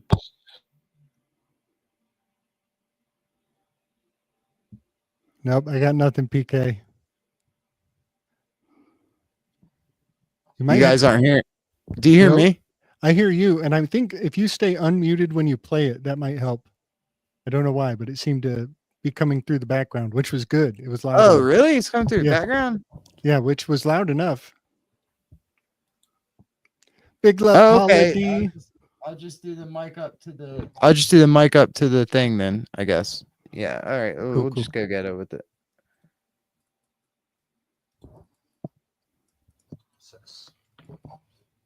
But it's piecemealed out to keep the schools running. You know, I think you could map all of the philosophers onto the Enneagram, onto the symposium, with all of the gods and all of the muses and all of the shadows and the vices and the virtues and the infernal realms and angels. I would just need a very, very, very, very large dry erase board, and it would all order out. I actually know where to get one of those. I saw the biggest fucking dry erase board I've ever seen. And I was like, Priapus for an hour. All right. Peace, y'all. Oh my god. You were It like, didn't sound like you. That's your voice sounded so different. that was when I think he just got his like mouth surgery or something. So yeah. Okay, that makes sense. That totally makes sense. That is so funny. Oh my gosh, you catch me at my best moments, PK. All right, I got another good one too. I was pre-Apis for an hour. That was just so funny. You're like, I can map it all out if I had a big enough dry erase board. And what, you know where to get one, dude? I feel like you need like 5 walls. So you need Dude. like something like this, like just like a whole. Yeah. Just, Oh, it would be so intense. I would be like, what's his, Matt Damon? What's that film with Matt Damon? Good Will Hunting. I was just talking about Yeah. that film the other day, which is so weird. Dude, I could go Goodwill Hunting on a Wait, did dry the erase chat board. hear that? I know They you guys. should. Yeah, you had to have heard that if you can hear my mic. Yeah. All right. So here's another one. Yeah. Oh my fucking god, I'm having a Topher moment. I'm totally fucking squirting on myself. Whatever the fucking Topher trick is, I'm doing it. Oh my god, Socrates, come guide me. Take my hand, Socrates. Take my hand. Oh my goodness. Oh, I love it. This guy's laying it down. He's laying it down. You guys are my witness. You're all my fucking witness. I was sensing this all along. This guy's laying it fucking down.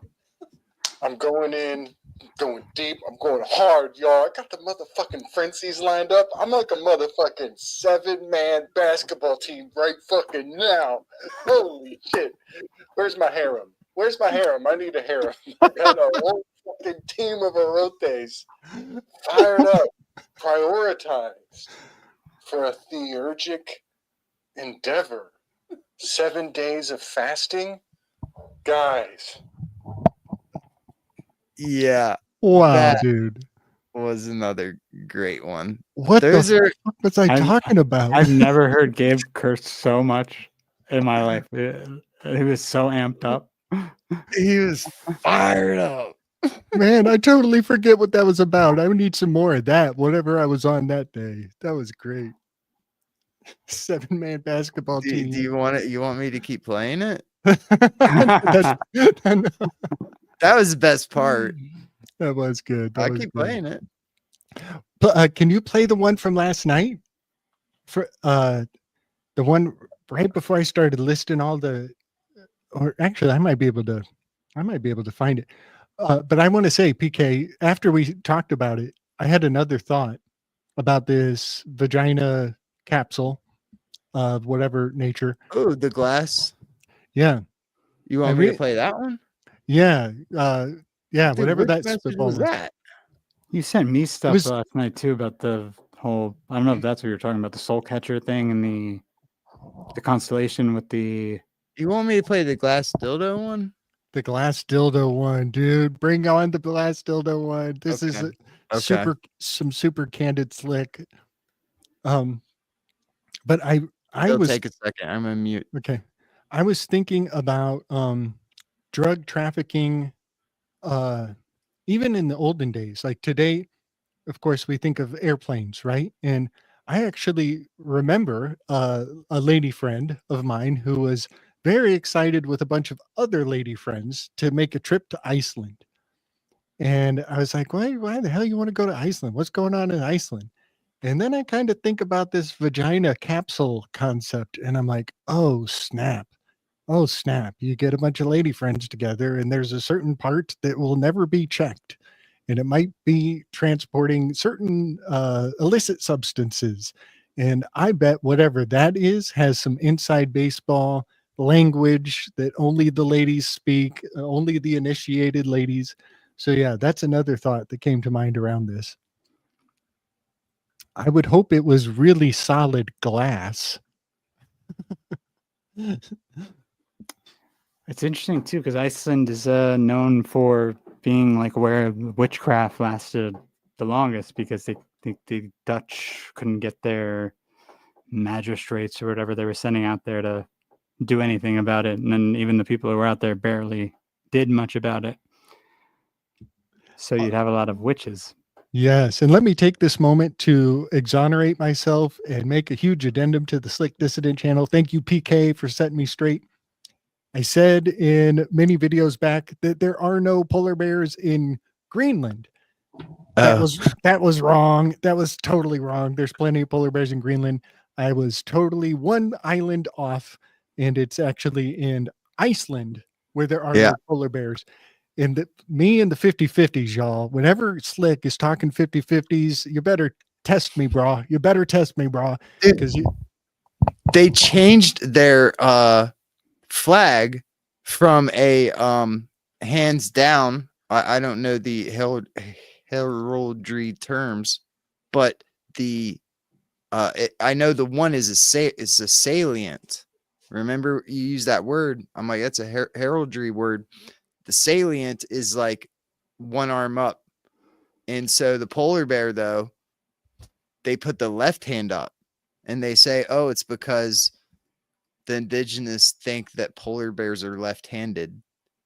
But yeah, it's weird. So usually when you look at heraldry and look at when they're in the salient position, they have one up and one down. Usually it's the right that they have up, and this could be lions or dragons or whatever. In this case, is a polar bear.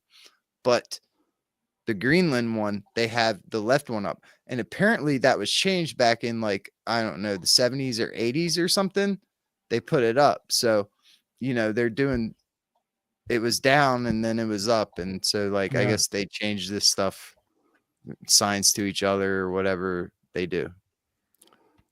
So I studied sign language in high school and college, and I learned quite a few things, and it really informs some of my my active imagination, because sign language is called American Sign Language, and it has some kind of more less official derivatives in sign language. There's actually these different categories, but what we call American Sign Language is technically very French. It's very French, and the deaf community are the funniest people I've ever met, and some of their hand signals are just knee slappers. I mean, I laugh every time. Like, for example, this is the symbol for milk, right? Just like you're milking an udder, but the symbol that the deaf community has decided to use for pasteurized milk is like it's a what am I thinking? It's a like a pantomimed. It's a pantomimed onomatopoeia. Think of that, a pantomimed onomatopoeia. So to do pasteurized milk, you go like this. Yeah, it totally is. You go pasteurize with the milk. It's a silent onomatopoeia. It's a silent onomatopoeia. And so something about engaging sign language culture and knowing how they're actually acting out the word or transliterating it into an onomatopoeia without sound. So yeah, I just love that. And I think heraldry does that. What you're talking about, the salient. Yeah. I think heraldry is almost closer to sign language than what we communicate in. Oh, totally. Remember how I told you should watch Silo? So this is like a little small part. It's not going to be much of not really a spoiler. Season 2 kind of sucks. See, I like the way it ended though, because I haven't got to the end yet. Okay, when you get to the end, I think you'll like it. That made me like it. I'm liking season 1 better so far. There's a part where in season 2, and this won't matter. When you get to it, I don't think this is going to bother you. The engineers who work on they're basically like the poorer types. They're like the lower class considered in this society, and they work on the engine that keeps everything running, which is weird that they're considered the lowest.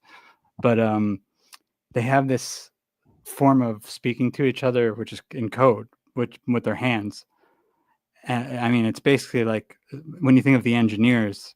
So the engineers speak in code with their hands. It's kind of like the social engineers speak in code with their sign language. Like, yeah, it's like totally. Exactly like what you're just saying. So just another little sync that just made me think of that. They're the lowest, and they are like the lowest floor too. Mm-hmm. It's almost like they're almost. I like think I have the message. Is this it? Let me know. Oh wait, let me slow it down. You know, I listen on.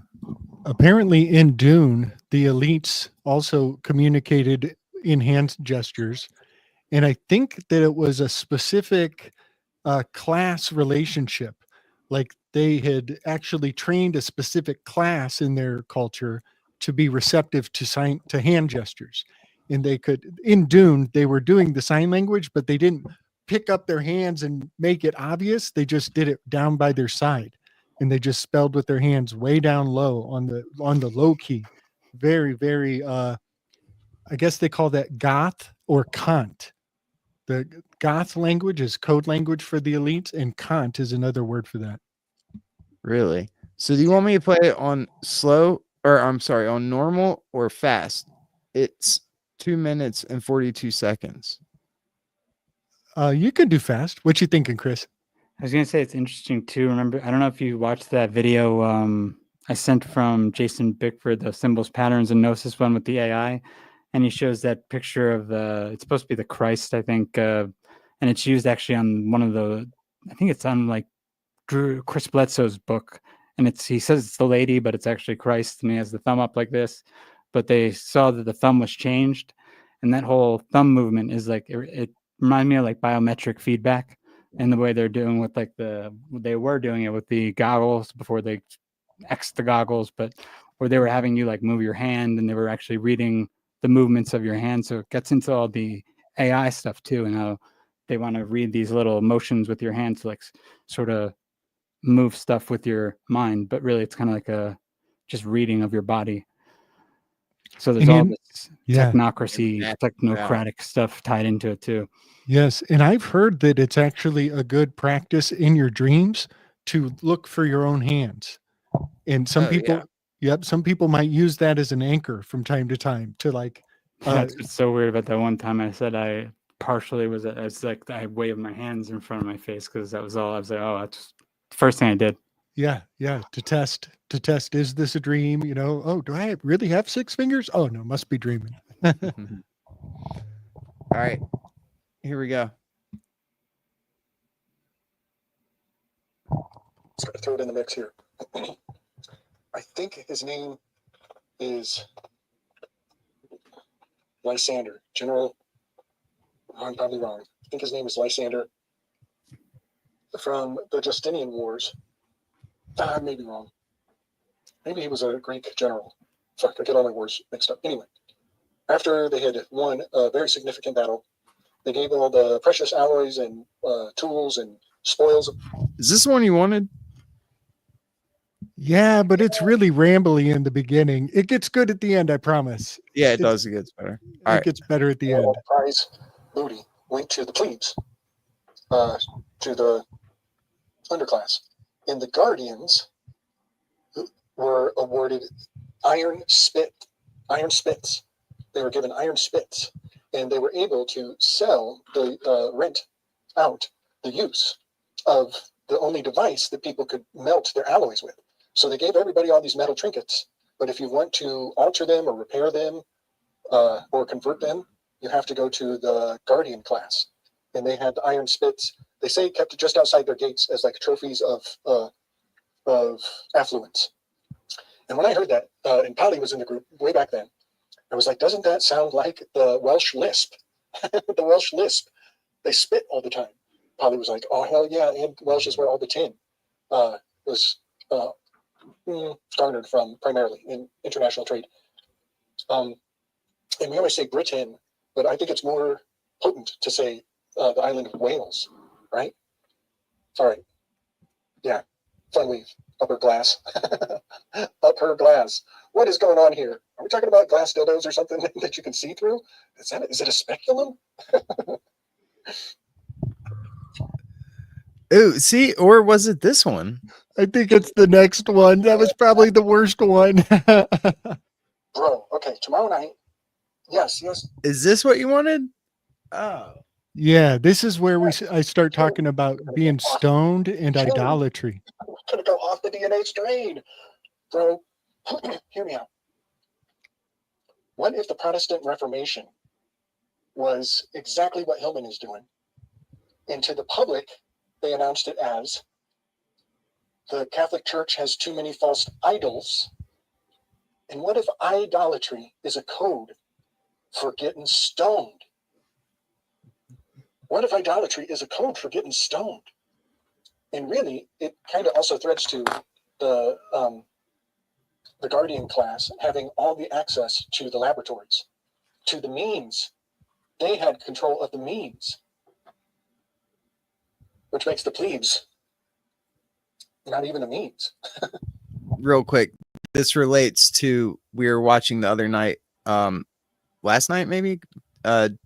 Paranoid American was doing a show with Heidi, who was ex-Mormon, and she was talking about how the Mormons had, like, it was called Paracelsus Lab or something that got shut down. But anyway, how the Mormons are all into the 23andMe, the DNA of it, and labs, and yeah.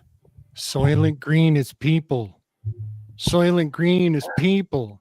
I think we're starting to realize that people can be converted into drugs that just fuel the black market industry to keep the secret. They're making it out of both ends, y'all. Soylent Green is people.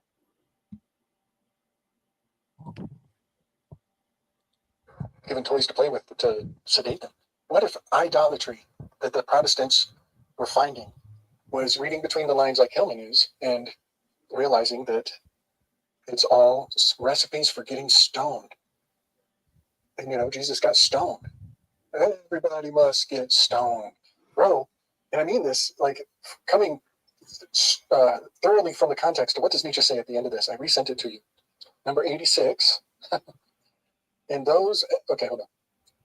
The strongest thoughts and passions before those who are not capable of thought and passion, but of intoxication only. And those as a means to this end. dude, using human flesh to get high is making the organ harvesting market the means to the end. And the end is getting stoned like a death resurrection, a living resurrection. And the theater and music, the hashish smoking and the bitter chewing of Europeans, oh, who will narrate to us the whole history of narcotics? It is almost the history of culture, the so-called higher culture. Bro, getting stoned makes you glassy-eyed. Bro, getting stoned makes you glassy-eyed. I saw. I think that's they it. sell the drug and they sell the eye drops so that people don't know you're on the drug. Just saying. Man. Yeah. Yeah. Okay. Let me go crazy. Let me go bonkers. Go. Yeah. Let me go bonkers. So I'm not sure what battle this was, and it might have to do with that guy Lysander, and I might be wrong about his name. It's driving me nuts. But at the end of a huge battle, way back in the day, it was a kind of a loser for both sides, and they had to sign a treaty. And in this treaty, they agree that from this day forth, we will punish any plagiarism with capital punishment. Any plagiarism is now punishable by death or by the highest order of the law. And then both sides from this mostly losing battle, they were able to go home with this treaty and have a noble story to tell all the parents who sent their kids off to die, because these parents want answers. And when they come home and they say, guess what? Your children were sent into this battle, but it wasn't for a losing cause. We have come to an accord, and we now will protect literacy under penalty of death. Anybody who commits plagiarism under penalty of death. And all the parents were like, damn, I'm glad I sent all my kids off to war. And now we're going to protect literacy at large. And now that is super fascinating in a great many ways, because the last page in every Bible is a prohibition against plagiarizing the Bible. And it says, if you add to or subtract anything from these words, then all of the plagues herein will be cast upon you. And this is the touch magic point. spell at the end of the Bible, yeah. Yep. And this is a touch point for the word plague, plagiarism, and and maybe some other words that aren't coming to mind. But what is really wild is in really good dictionaries, the very last line, the last word in your dictionary. Let me grab mine. The last word in a good dictionary is Zymurgy. Zymurgy. Let me see if I can find it quickly. And it means something to do with chemistry or I don't know, branch of chemistry that deals with fermentation. That? You got it. It's a action of enzymes. The changes produced by such action. It is an instrument for measuring fermentation. That's a zymometer. Or zymosis is fermentation, hence an analogous process by which an infectious disease is believed to be developed. Gain of function, y'all. Gain of function is the last word in the dictionary that corresponds to the last page in the Bible that might go back to this treaty that they told everybody, thanks for sending your kids off to war. Now we're going to curse anybody who commits plagiarism. And I even think of, what is it when you, perjury, that's it, under perjury of death. When you make a statement in front of the court, you actually say, I submit myself to the perjury of whatever. It's a capital crime if I lie at this point. So this whole thing of like, put your hand on this and swear to that and whatever. Yeah. Pretty fascinating how even in the dictionary, the very last aspect seems to have something of a plague correspondence.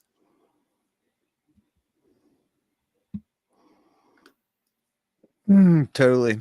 I was looking up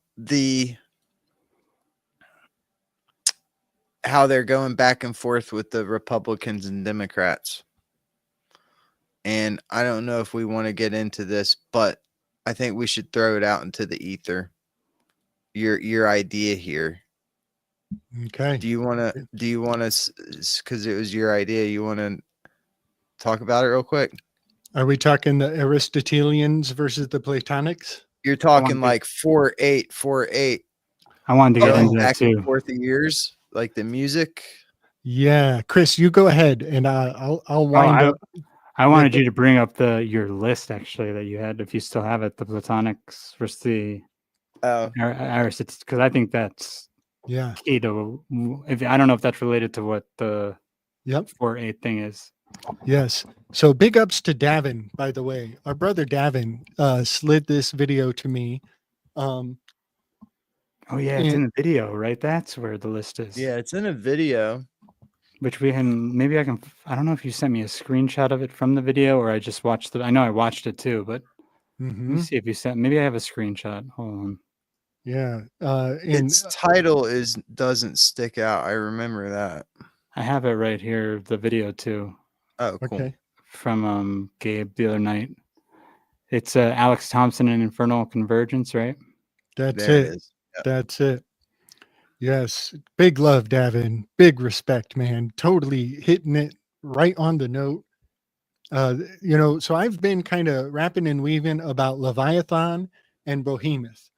And I just let me start with, be ye warned of false dichotomies. I am totally the most guilty, I think, of coming up against 50-50 and then saying it exactly the wrong way or misattributing. So I am totally reserving the right to fuck up from now until eternity on this. But Behemoth and Leviathan are two different forms of government. Behemoth is land-based, it's oligarchical, and they kind of have a thing for tariffs. They're kind of conservative. Leviathan, on the other hand, they are democratic. They're much more libertine, and they're much more naval-oriented, much more water-based. And so there's, and this is kind of coming out of Plato's Republic. And just as I'm appreciating that, and I'm getting my bearings on what constellations these might represent, I'm thinking about Ursa Major as Behemoth, land-based, a big giant bear. It's a very large constellation, very dominant. And I'm thinking of Cetus, the sea monster, as Leviathan. But I'm not sold. I reserve the right to fuck up. But yeah, so then Davin sends this video, and they go in hard and deep on this theory that even amongst the elites, there is a divergence, a dichotomy, a legitimate split in ideologies. And this kind of it placates my sensibilities. It really confirms a lot of my own preconceived notions, because my theory about the elite is that the republic is a facade for democracy, and that there is still sovereigns running the show, and the sovereigns would be land-based, and maybe the republics are water-based. What you think? I'm not sure if this was Inventors of Evil Things, if people are looking for a video, or if it was the name I previously said. I don't know if PK pulled this up. I'm pretty sure it was the one that you said that, and it's the same guy. Yeah, same guy. Both are great. So what's his name again? Alex Thompson. Yeah, one is an Infernal Convergence, and the other one is Inventors of Evil Things. It's Infernal Convergence is the one that these slides are the one that was shared and that we're talking about. Yeah, it was a screen cap buffet. Yeah, and so we got this one and this one. Right. Aristotelianism versus Platonism. And I love this Yeah, because this and this to me matches so much, especially what Steiner geographical. taught. Okay, that's awesome. Yes. And you know, something I kind of let go. I abandoned this this potential. I have heard it's a French obscure book about demonology. It's super obscure. It's one of the lesser known. And he actually maps certain governing systems onto the vices and the infernal spirits. And when he laid that out, he postulated that that France was related to Belphegor, I think, the infernal spirit of sloth. And I was like, damn, that kind of oddly makes sense. What happens if you map out the other nations on the Enneagram? Wouldn't that be amazing to find out that through their infernal correspondences, it's like their national vice? You know, they all have national flowers, national animals, whatever, national cuisine. Why would they not have a national vice? And so I was thinking about mapping the countries onto the Enneagram, but this map does something really fun that I almost think I could pair them off. So I could have like Anglo-Saxon world as maybe a number one with the vice of wrath, and then Germany and the old money, maybe that's the remedial virtue of a number one, wisdom, you know? And so just a rough theory that it would be really neat to take some of these aspects of the dichotomy of Aristotelianism, put that on the vice, and then look at Platonism as the eudaimonic telos of the virtue that is remedial to the vice. I think that would be really nifty to work that out. See, and I think part of the reason that made me bring up the other video that from the same guy was because that one even reminded me more so of Steiner, but the Steinerian system of having Ahriman, Lucifer, and Christ in the center, it will map onto this perfectly, just without there's really no center pillar here. But if you look at Platonism, so this is, let me make sure I'm right. Platonism would be like Luciferianism, I believe. Let me see. Which one is the more, because Aristotelianism is the more eugenics based, right? No, I don't know. I don't know, but let me. I think it was on the other one. Like there was more, Yeah. wasn't there more to this? Yeah, there are many more. I want to say this. Maybe this helps frame it. This is only 2 we got, but yeah, I think he did have more slides. But Yeah, I maybe think he this mentions it in the thing in the in his presentation. presentation that it has to be this because the Platonists, they would more so think that like you're a soul trapped in a body, so you Yep. have to shed the material realm, Yep. and there was still like a sense of the church ruling over, where Aristotelianism actually becomes, I think, religious atheism. So you're more like scientism. Right. Yeah. Yes. So Yes. scientism goes to Ahriman. The Right. Platonism goes to Lucifer because in Steiner's system, Lucifer was this past idea, being stuck in the past. You basically are very Gnostic, like stereotypically Gnostic, to where you think you're on a Wow. prison planet and you just want to kind of be done with the things of this world, and you revert back to old systems when challenges come, and there's no integration of the two, which would then be the middle path or the Christ in his system. Excellent weave, brother. Excellent weave. Yeah. Well, one of the framings that stuck out to me was Aristotelianism is body and Platonism is head. It's like that you escape your body by creating a high idealism in the Platonic. See, And I'm trying to, it might be flipped on that too. Now I'm looking at it again. I don't know. yes, it's such an interesting. I think some segue. of them go. I don't know. I think it's a cool concept of fun exercise to do, but I have some. I don't know. I just feel like it's too simple. It's too watered down. It's too Mhm. false dichotomy, you know, Yes. Yes. that to think that we could put the monacious they into two groups when there could be, you know, multiple factions and different ways of thinking and going about that's the things problem with this, and that's why is probably some of it won't map on correctly with some of like that system I just tried to pull up. There's going to be things that are off, Yeah. because there's going to be groups within groups within groups, and Totally. if infighting underneath the groups. Yeah. And their And these, rules of engagement are not disclosed unto us at that scale. and these are likely very modern, like terms for these families that have been around forever. Yeah. Yeah. I highly recommend this video, ladies and gentlemen. If you can track it down, it was really edifying. And like PK says, false dichotomies, they just don't sit well with us lateral thinkers, right? it's worth the watch. I don't want to Mhm. completely shit on it. It's pretty cool. It's well done and all, but Yeah. when like really parsing through this and getting down to it, it's like, you know, just I don't know, think about what's going on with Trump right now. He's in the tariffs, Boom. but he loves Jerusalem. Right. But he's nationalism, populism. I put Trump over there. So it's like, and then just think about other people. I don't know. Yes. It's like there's like, oh, well, some over here and some over here.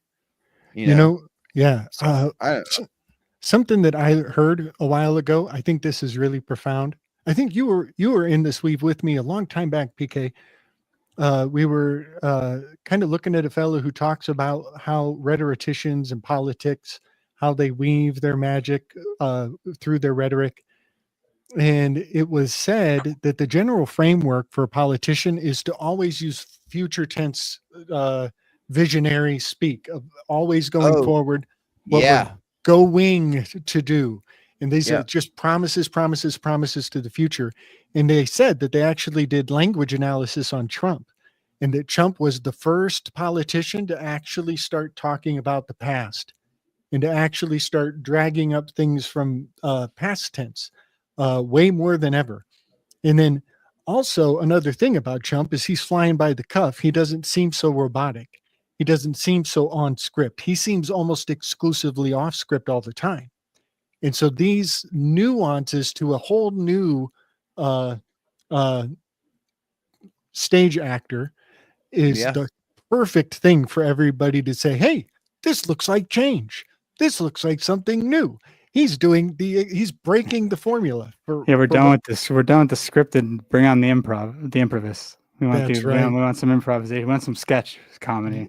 Yes. And you know, I was thinking about that in the fact that actually on my channel, I get way more views for live streaming than I do. I almost get twice as many people watching when we're live streaming because it's candid, it's interpersonal, it's funner.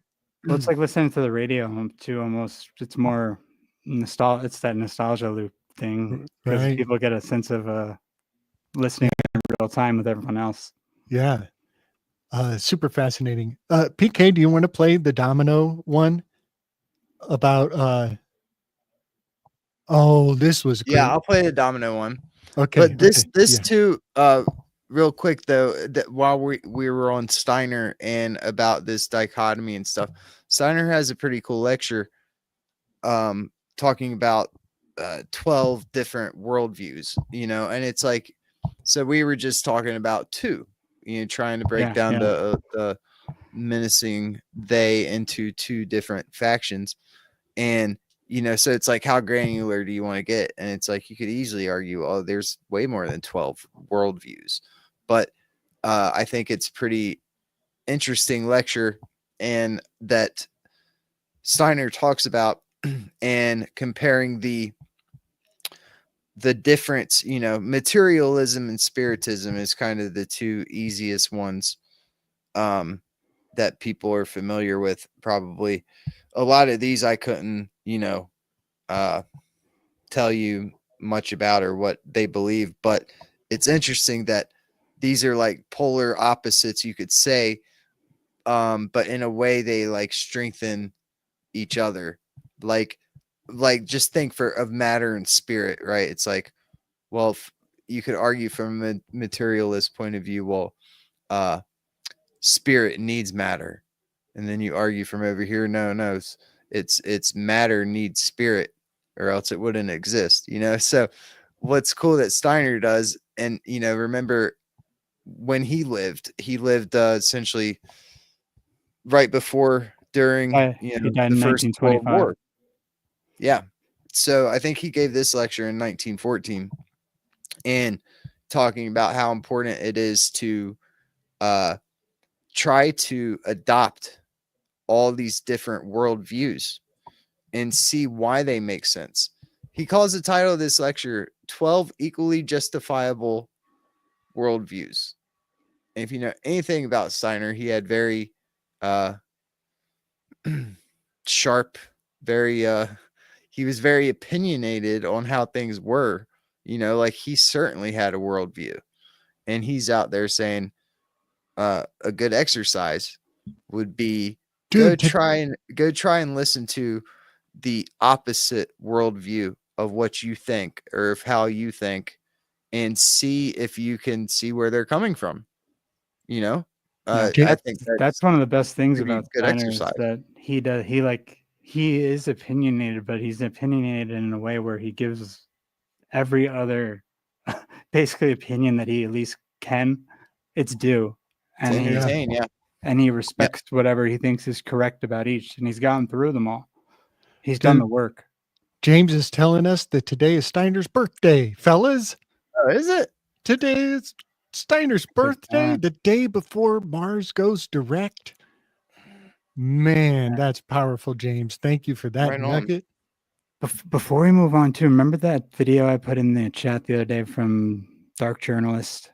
Because it kind of connects to some of the stuff we were just discussing previously. He had taken from Steiner about the brothers of the left and how they were looking for certain genetics to actually that he thought there would be people with certain genetics that might be able to integrate with technology, but in a way that was natural. And then there would be those who were forced to integrate. It was very interesting. If anyone's in the dance group in Telegram, I would definitely check it out, or just go Did he check mention out. the Mormons? He might later in No, the. of course not. No one does. Of course he didn't. He didn't. I don't know. I don't I really don't know. remember. I don't know if he did or didn't. I'm just saying. I would say watch he the did. last video he put up yesterday, the Dark Journalist one. There's parts of it that are interesting and have to do with this genetics and possible intaking like of certain genetic, either blood or body parts, like we were saying, cannibalism, and how it might connect this as well. Yeah. It's Okay. So this is super obscure, but James is talking about he's baptized on the 27th, about Steiner's birthday. This is so random, y'all. This is so random. I had a crazy epiphany come to me regarding Goethe and Steiner. When I started to perceive Goethe potentially as Lando Calrissian from Star Wars. And when I look at the perceiving Goethe is Lando Calrissian from Star Wars, and then knowing what we know about his biography, that makes Steiner, who was basically the inheritor of Goethe's he library. was doing his archive and everything Yeah. like that. Yes, that makes Steiner correspondent to the robot that Lando Calrissian was in love with. I believe its name is L338. I think is the name of the robot that Lando Calrissian was getting with, because L338 is the spirit of the Millennium Falcon. She had all of the telemetry data. She had the vastest telemetry data of any other intelligence in the universe. And she got blown up in the film. And so at the last minute, they salvaged what she knows and they uploaded her consciousness into the Millennium Falcon. And so in the funnest way, Steiner himself is entangled in L338 and the Millennium Falcon. And I think the Falcon itself becomes the building that Steiner built. What is that called, Chris? What the heck is it? The geo. It's a Girthonium? dome. Girthonium? Yeah, Girthonium. Thank you. Yeah. And this It is was burnt down, the first one. yes. So he had to build 2. And the Yes. second one, I don't think was as. He didn't have his heart as much in the second one. He was kind of like down after the first one. Yes. And mess with him. So when he built the first one, it was incredibly unique architecture. It was patterns that never repeated themselves, which is super psychologically profound to think of building a place where no patterns ever repeat. But he used a particular wood that was the quintessential wood for making violins, for high quality violins. And I think of the spell of this as by putting a tax on the violins material availability by using it all up in this building, that made the really high commodity violins go up in price. It increased the value of quality violins because there was a toll being taken on the material that would make it. And this is the same thing that happens in book burnings. When they burn a bunch of books in mass, then the rare books commodity market, boom, bing, bang, boom. It's all good for the rare books market. If you burn the more books, the better. But then when the Girthonium burned down, it was kind of the same thing, that it makes people want it more. It rarefies the commodity. And I just want to point out the subliminal of making violins harder to access. There's something really nuanced going in between the lines of rarefying violence. I like that, except I bet that doesn't work in German. Whatever they call it in German. No, your violins. Totally. Wordplay. Yeah. But the viola in Latin. Violence. It's interesting. I didn't know he built 17 buildings. He designed 17 buildings. I didn't know that. That's a new little thing I just saw on the wiki. I don't know if that was always there. So if you guys want, I'll take a little tour through some of my most recent Slick Dissident Museum workings. I know we're getting on 3 hours. We've been going 3 hours, y'all. Yeah.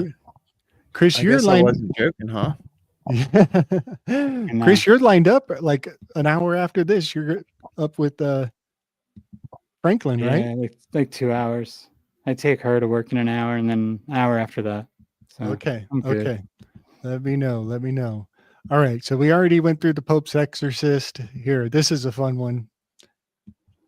I have always thought that the British Islands look like Hong Kong Fui.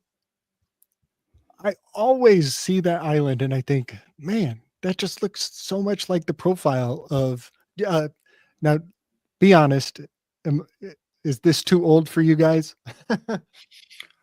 Do you guys know Hong Kong Fui? The cartoon. I don't know that it looks familiar, but I'm not familiar when you say that. But I do see a dragon in a salient stance.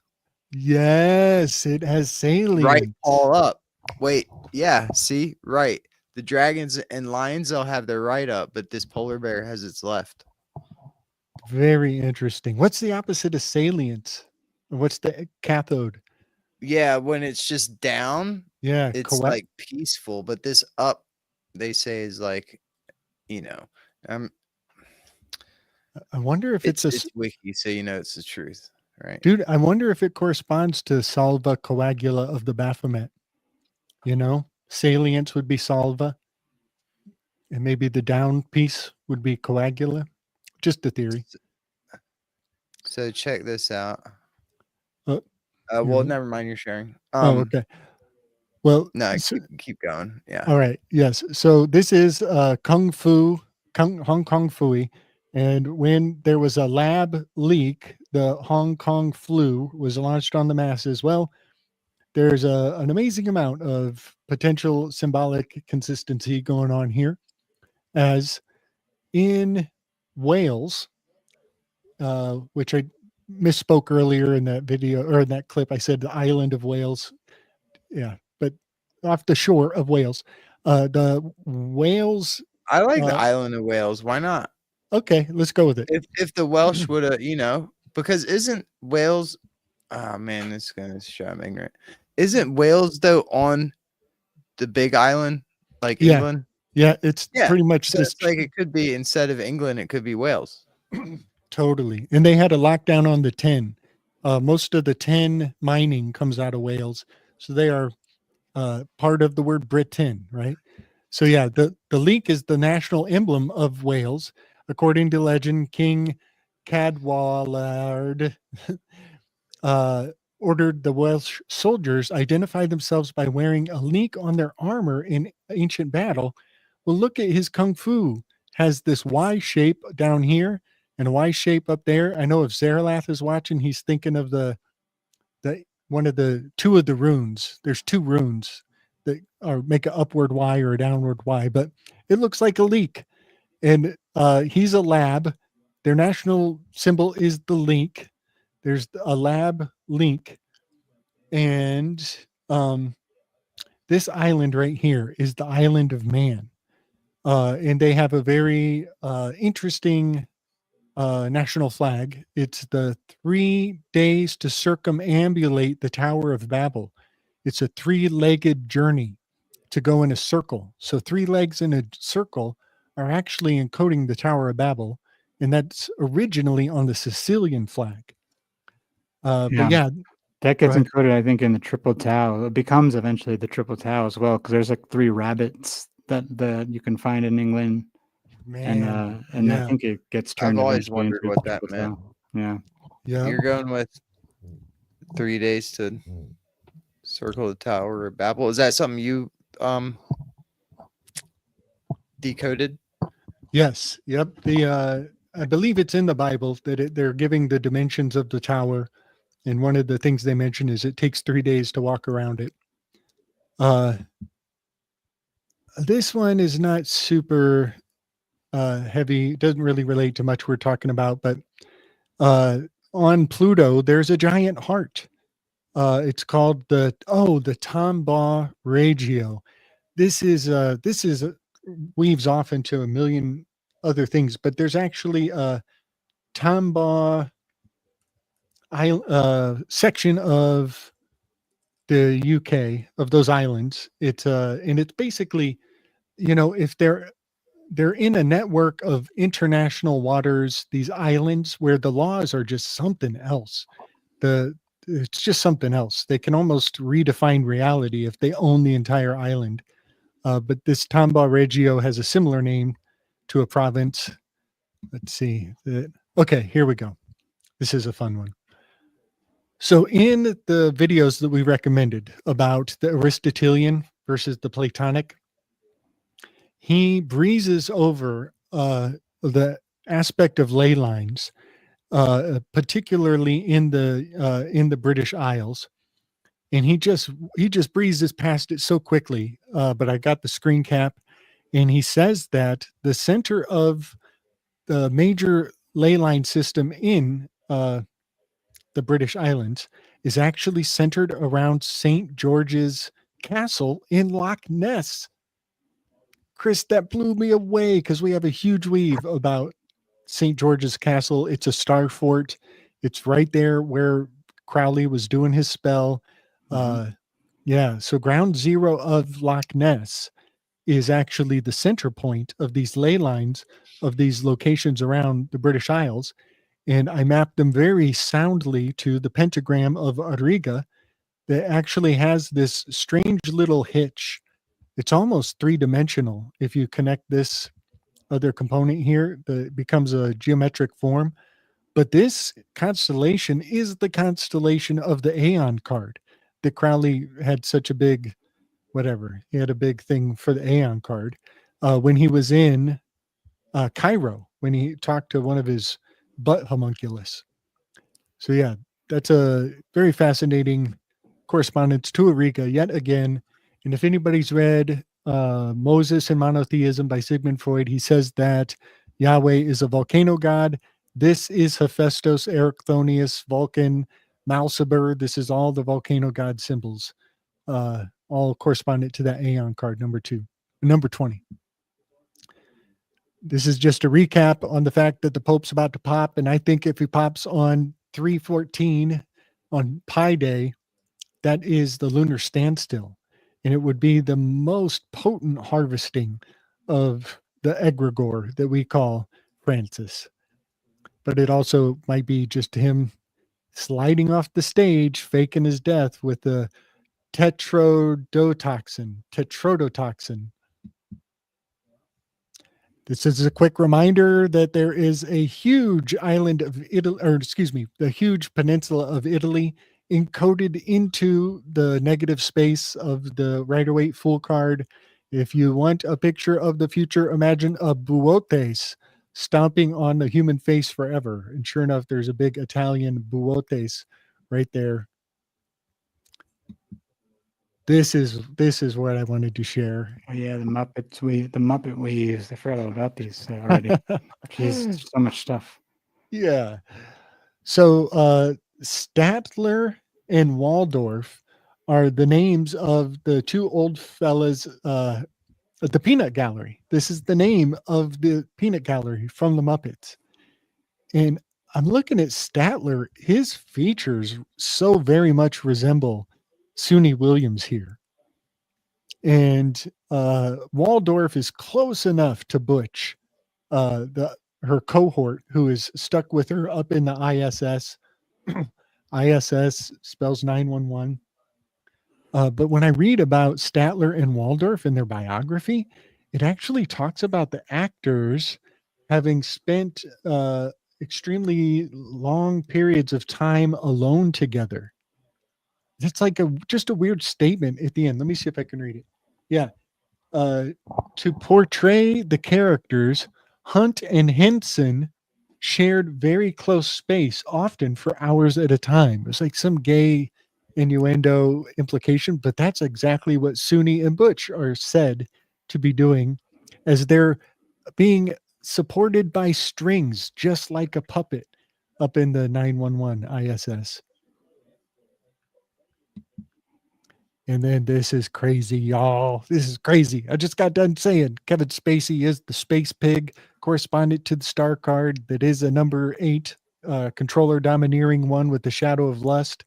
And the next day after you and I wove on that, Chris, the Kevin Spacey headline comes out and they show one of his accusers in these rose-colored glasses. And as soon as I look up the space pig, one of the first pictures is this dude with these glasses. Of course. Yeah. Of course. Very fascinating. Oh, and even his accuser's name is Guy Pearce. And the headline says, Guy Pearce begged me. There's the word space pig anagrammed all through that, like backwards, forwards, a couple different ways. Guy Pearce begged me. There's a space pig somewhere in the mix there. This one is for Kat from the Telegram group. She showed us the reliquary of Galileo's middle finger is a preserved relic, as though it were a relic of a saint. But I wonder if he's not really a relic of what's the opposite of a saint?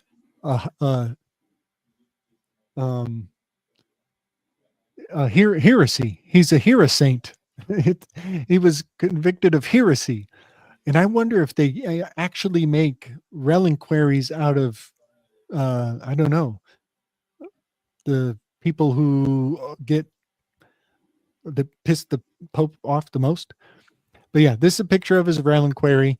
I'm thinking about the devil card, but I'm also thinking very much about the Rod of God event that took place in when the Tonga volcano erupted. As soon as that headline came out, I was convinced from day one that they were actually dropping the tungsten Rod of God on that volcano so they could do beta testing for impacts. If a big asteroid comes and hits the Earth, they need to have a sound check. They were doing a sound check on the underground tunnel system when they dropped the tungsten rod of God. And what is really profound is that is a reenactment of the Black Swan event when Galileo had the gall to go up and actually drop two objects off of the top of the Tower of Pisa, and they both hit the ground at the same time, completely disproving science at large in his days. All very phallic to me. Good call. Like Yeah. everything you just said. Oh, and the too. glass egg. There's a glass vagina insertion device.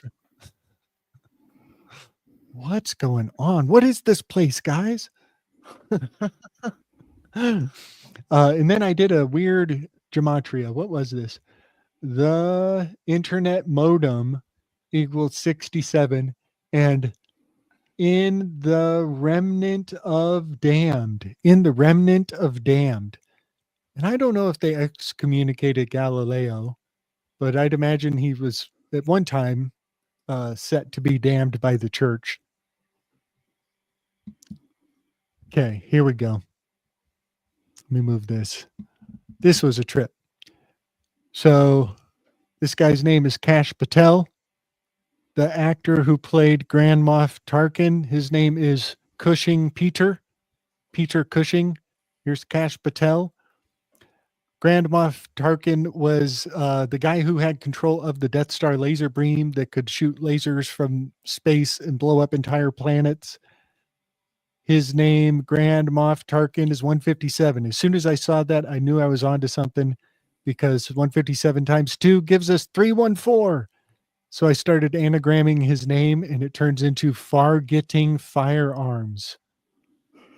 The Death Star was a far-getting firearm. So yeah, kind of flip-flopping some of his numbers. But these guys are coming after the Second Amendment, y'all.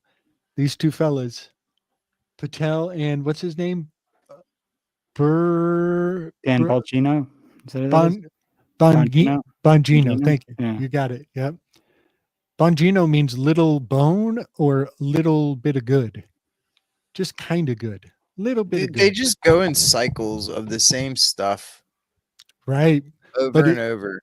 Right. Dude, I made a list to my family, because they're like a couple of Trump tards and my sister's not, and I, don't care. But like I was telling them, it's just like you could just think through it. Education, gay rights, abortion, racism, guns, drugs. They just cycle through the same shit. Yeah. So they can, so now they're coming through our guns like, environment. Right. Climate change. But one thing I would say, they might be cycling through, but every time the Overton guillotine is getting a little sharper and sharper because I think they already have us on pre-crime. That's true though. Yeah. They already, in so many ways, everywhere now, facial ID shit. Yeah. Yeah, that's very true. And another thing I'll point out because of the Star Wars thing, again with the epics, something about the epics, you're expected to interpret the promulgation protocols through the epics. So Star Wars strikes again. And I wanted to share this because we were talking about the clouds last time, right, fellas? Aristophanes, the clouds. Yeah. In our last stream, I was making the claim that Oppenheimer is staged or plotted out. The blocking of the theater of Oppenheimer is basically repacking the blocking of Aristophanes the clouds. And so Socrates is hoisted up on the Deus Ex Machina. So Deus Ex Machina right there. Yep. The God and the machine. And while you're on this, I don't want to lose this because I was going to say this earlier, but we all know that Simpsons does this all the time, but season 1, episode 3, so you have the 13 of the Simpsons is Homer's Odyssey. So that's right back to the Apollo 13 wave. Dang, man. Dang. Man, it's so it's so consistent. It's a And trick. in that he's actually running a nuclear plant. Oh my God! Of course, of course. Oh, that's too trippy.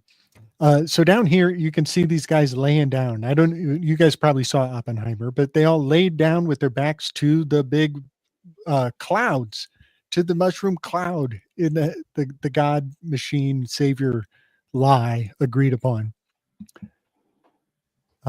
This one, Lessa Strata, the sex strike. This doesn't relate to anything except I have the Latin names for the 7 deadly sins here. Big ups Oh, to there's Black Sheep. the pest. What was that word again? From the PK from Revelation, Pessy or what was it? I forget now. Oh, Passia. so that wasn't the word from Revelation. It was the definition in it. But Yeah, the pessary. definition. It looks like the Pessary. Does it look like that device I just from learned that Back word to the too. Future? I have no clue what it is. Oh wow! I'd imagine though it looks like, you know what an eye Whoa. drop. You know what an eye drop looks like, with a glass tube Oh, okay. for With the alchemy. with the It's plunger. like that, and you stick it right up there, and then you put it in your eye. Okay. That's what I think of pessary is, Very interesting. or calorian. Right. Medwa calorians. The Medwa calorians. That's This, it. this one I think I've shared before, but Hyros Gamos. I just want to I just want to kind of broaden what people think about. The notion of Hyros Gamos does not always presuppose literal sexual intercourse in ritual, but is also used in purely symbolic or mythological contexts, notably in alchemy and hence Jungian psychology. And I just want to kind of weave on this that when the English language lost gender specific nouns or gender specificity in language, it became a neutered language. In a strange way, the English language is a hermaphrodite. It's neutral, it's neutralized. It doesn't have the potency of having some words being masculine and some words being feminine. And I think that the high priest class still keeps the gender aspects of phonetics in play. And when they sell us a product, it has a certain gender alchemy that it's invisible to us. We can't see it because we don't see gender in language. And I think they're still using it in the subtext on a potent way. And so Pornhub, when you take out the ONU, the ONU out of Pornhub, and you look up what is PRHB, it's a pattern of risky health behavior. And PR sums up to 79. HB sums up to 82. Well, wouldn't you know? 79 is gold, 82 is lead. And so there's a Hyros Gamos hiding in the consonant, well, not the consonants, but in inside the alchemy that makes up the word Pornhub. In the creepiest. Go ahead. That's what Elon was saying. Like, okay, he's talking about they're going to film live an audit of Fort Knox, and he's like, and we'll test the gold too, just to make sure it's not all like painted lead. He's making this, like, you fucker. He's gold to lead, dude. I mean, here's the thing, like, okay, if they do that, that's great. And then they talk about like, oh, they're flying back a bunch of gold here. Have you heard those stories? They're flying in a bunch of planes from freaking UK full of gold to put back in the vaults when they go get audited. and then but I think it could all just be dog and pony show, because even if they film this thing live and go there and seemingly randomly pick a bar of gold and test it, what if they could test it live and show us, it could all be staged. It's totally it's another moon landing hoax, and Yeah.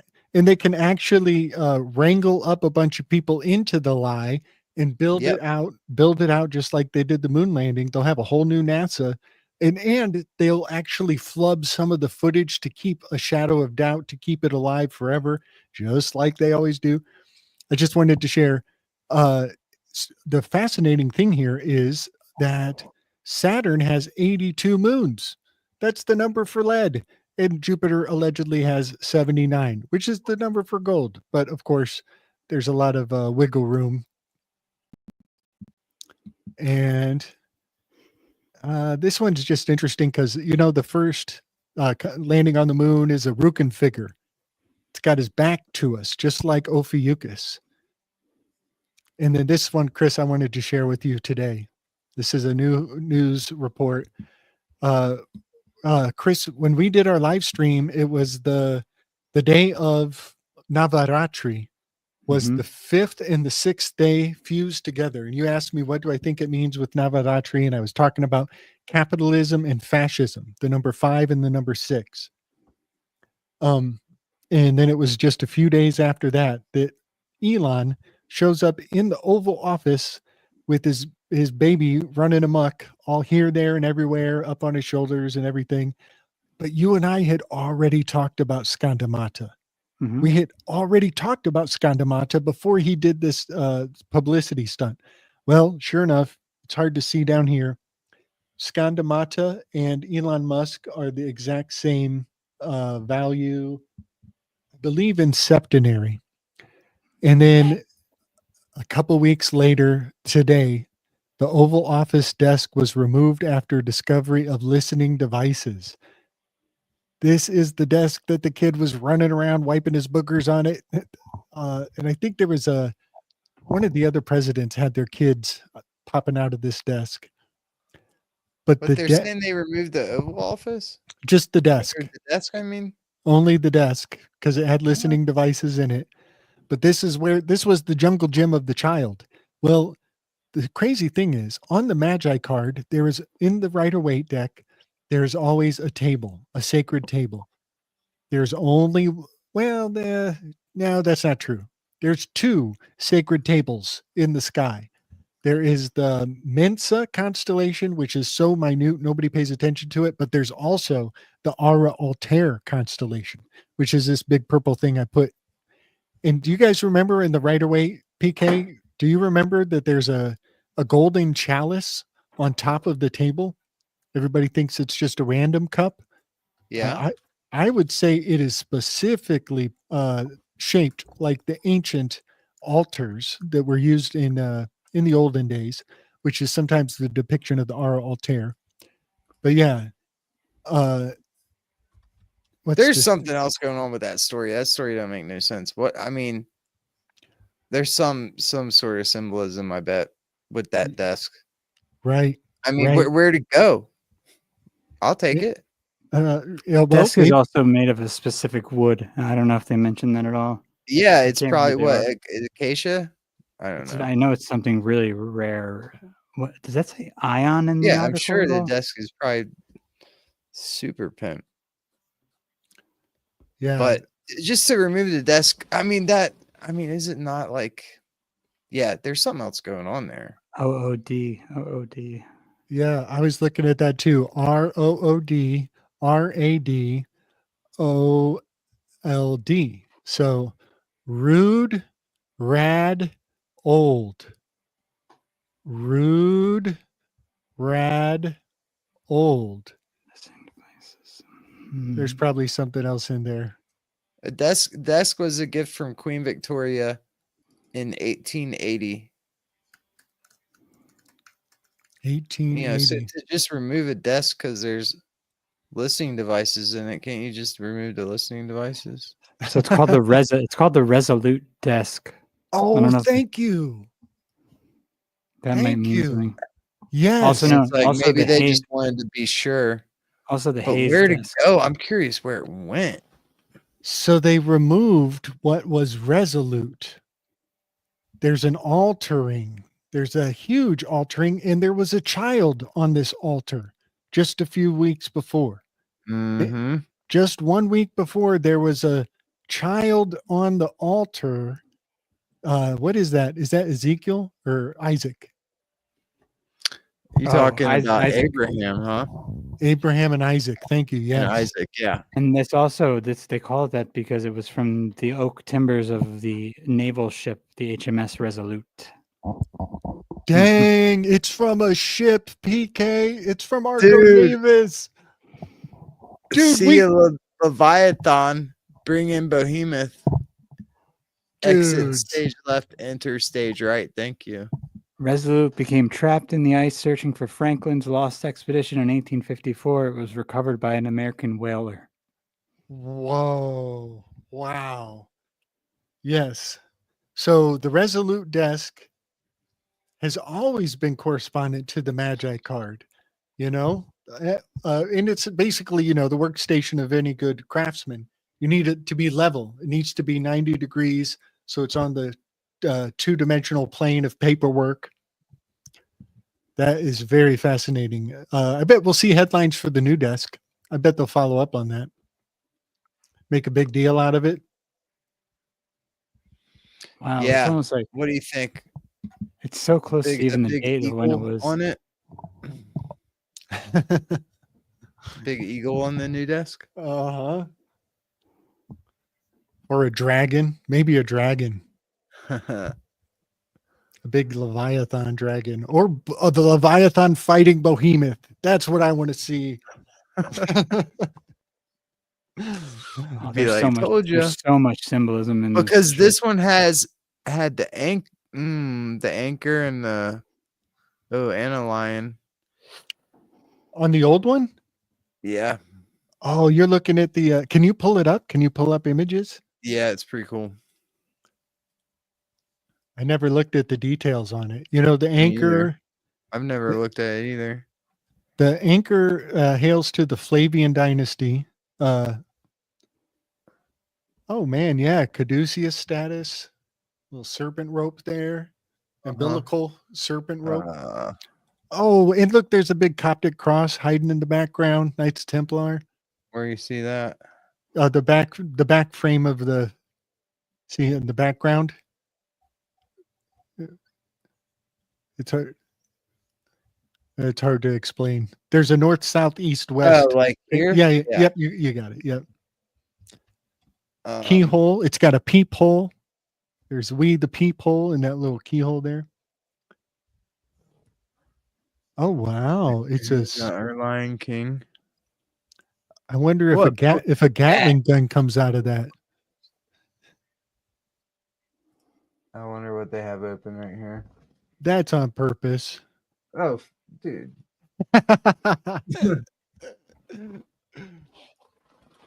We can read them like an open book. Here you go, page 1 something. So, why does it want me this? Wait, the No. Resolute desk is TRD.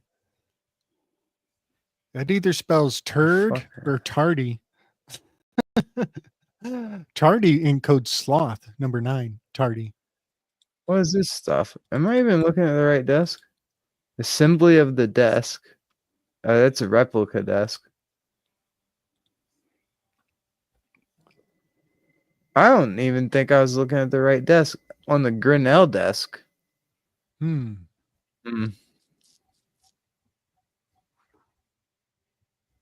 might have been looking at the wrong desk, y'all.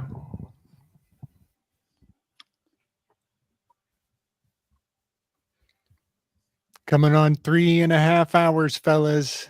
Y'all feeling Yeah, I think we good? should wrap it up. Yeah, because I'm missing. I can't even find anything else on. There's too many articles without giving any resolution to the story of what's going to happen with the desk. No resolution. Man, That's so weird, man. They're moving the desk. That's some symbolic stuff going on right there. heavy No symbolism. doubt. Yeah, man. Oh, Fascinating his son's, times, y'all. this is also his son's name was X. Oh, right. So Right. X'd out the got rid of the desk. Oh, here it is. Yeah, I'm thinking I was looking at the wrong one. Okay. Look at this.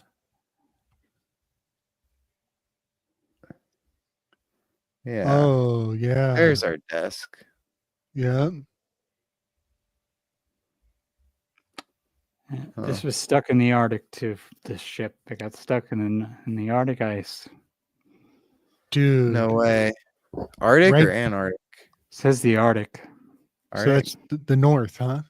I believe so. That's what it was looking like. And then we gave it back to them, and then they gave it back to us in the form of a desk. Oh, which is man. weird. Yeah, there's some rituals that work that way. You give it back and they admit that it's theirs. They make a claim on it, but then they entrust it back to you. It's totally some ritual shite. I've heard that before. Yep. Well, big love to everybody in the chat who stuck it out for 3.5 hours. Yeah, I'm sorry I was late, everyone, but that was a great time. Great time. Yeah. Very good. Unacceptable. Man, big love and respect, fellas. Thank you so much for coming on with me again to empty our cup and make room for the new weaves coming in. That was very, very rewarding to me. Yeah. That was a lot of fun. And we still I guess we got to tighten up our music theory. Our music domino theory with the presidents. We'll save that for next time. Yes, that one definitely needs more substance to it. But yeah, we'll It talk needs a about little that. more tweaking. Yeah. Yeah, it needs some Excel spreadsheet magic working. Yeah, I For need to hear. sure. I need to hear some of this because I definitely want to talk more about this predictive programming versus co-creative stuff Yes. because I feel like Yes. it's just going to keep coming up quick- more and more. Real quick, the idea with this president thing is that do they set up a possible, you know how it always flips back? It's Mhm. like Republican, Democrat. And sometimes we'll get 8 years of them, sometimes we only get 4, but then it always flips back. And so then it's thinking of music and a pattern and harmony, and do they do the flipping back? Is it different at different times in history?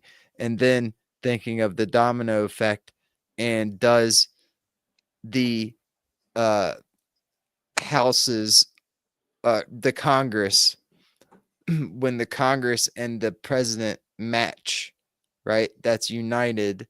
And so that'd be a different, like, that'd be a strong, it'd be like two, it'd be a strong domino versus when you okay. got a Republican president and So it's almost like you have largely you have Democratic discordant Congress. chords, and then you have harmonic chords, and you have like really like. So looking at the history and chords and music in that sort of sense, wonder if there's Yes. anything there. Yes. If there's a repeated, predictable, but only because it's been tested before. It's predictable because it's been tested for so many years. A musical scale or rhythm or pattern that plays into this accelerationism to knock over the final checks and balances. Thinking of these dominoes as checks and balances. And if we'll look into mapping that out. Are there 88 constellations?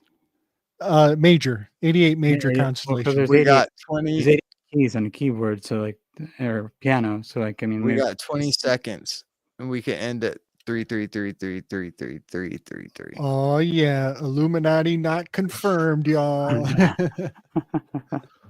We'll see All right. we'll see what it says on YouTube. I wonder if there's a lag. Yeah. Thanks everyone. Get your Yeah. thanks in. Thank you Big- guys. Yeah, definitely everyone check for hanging out I'll be on with Franklin and then what is it? An hour and a half or so around I think 10:30 p.m. Nice. Pacific.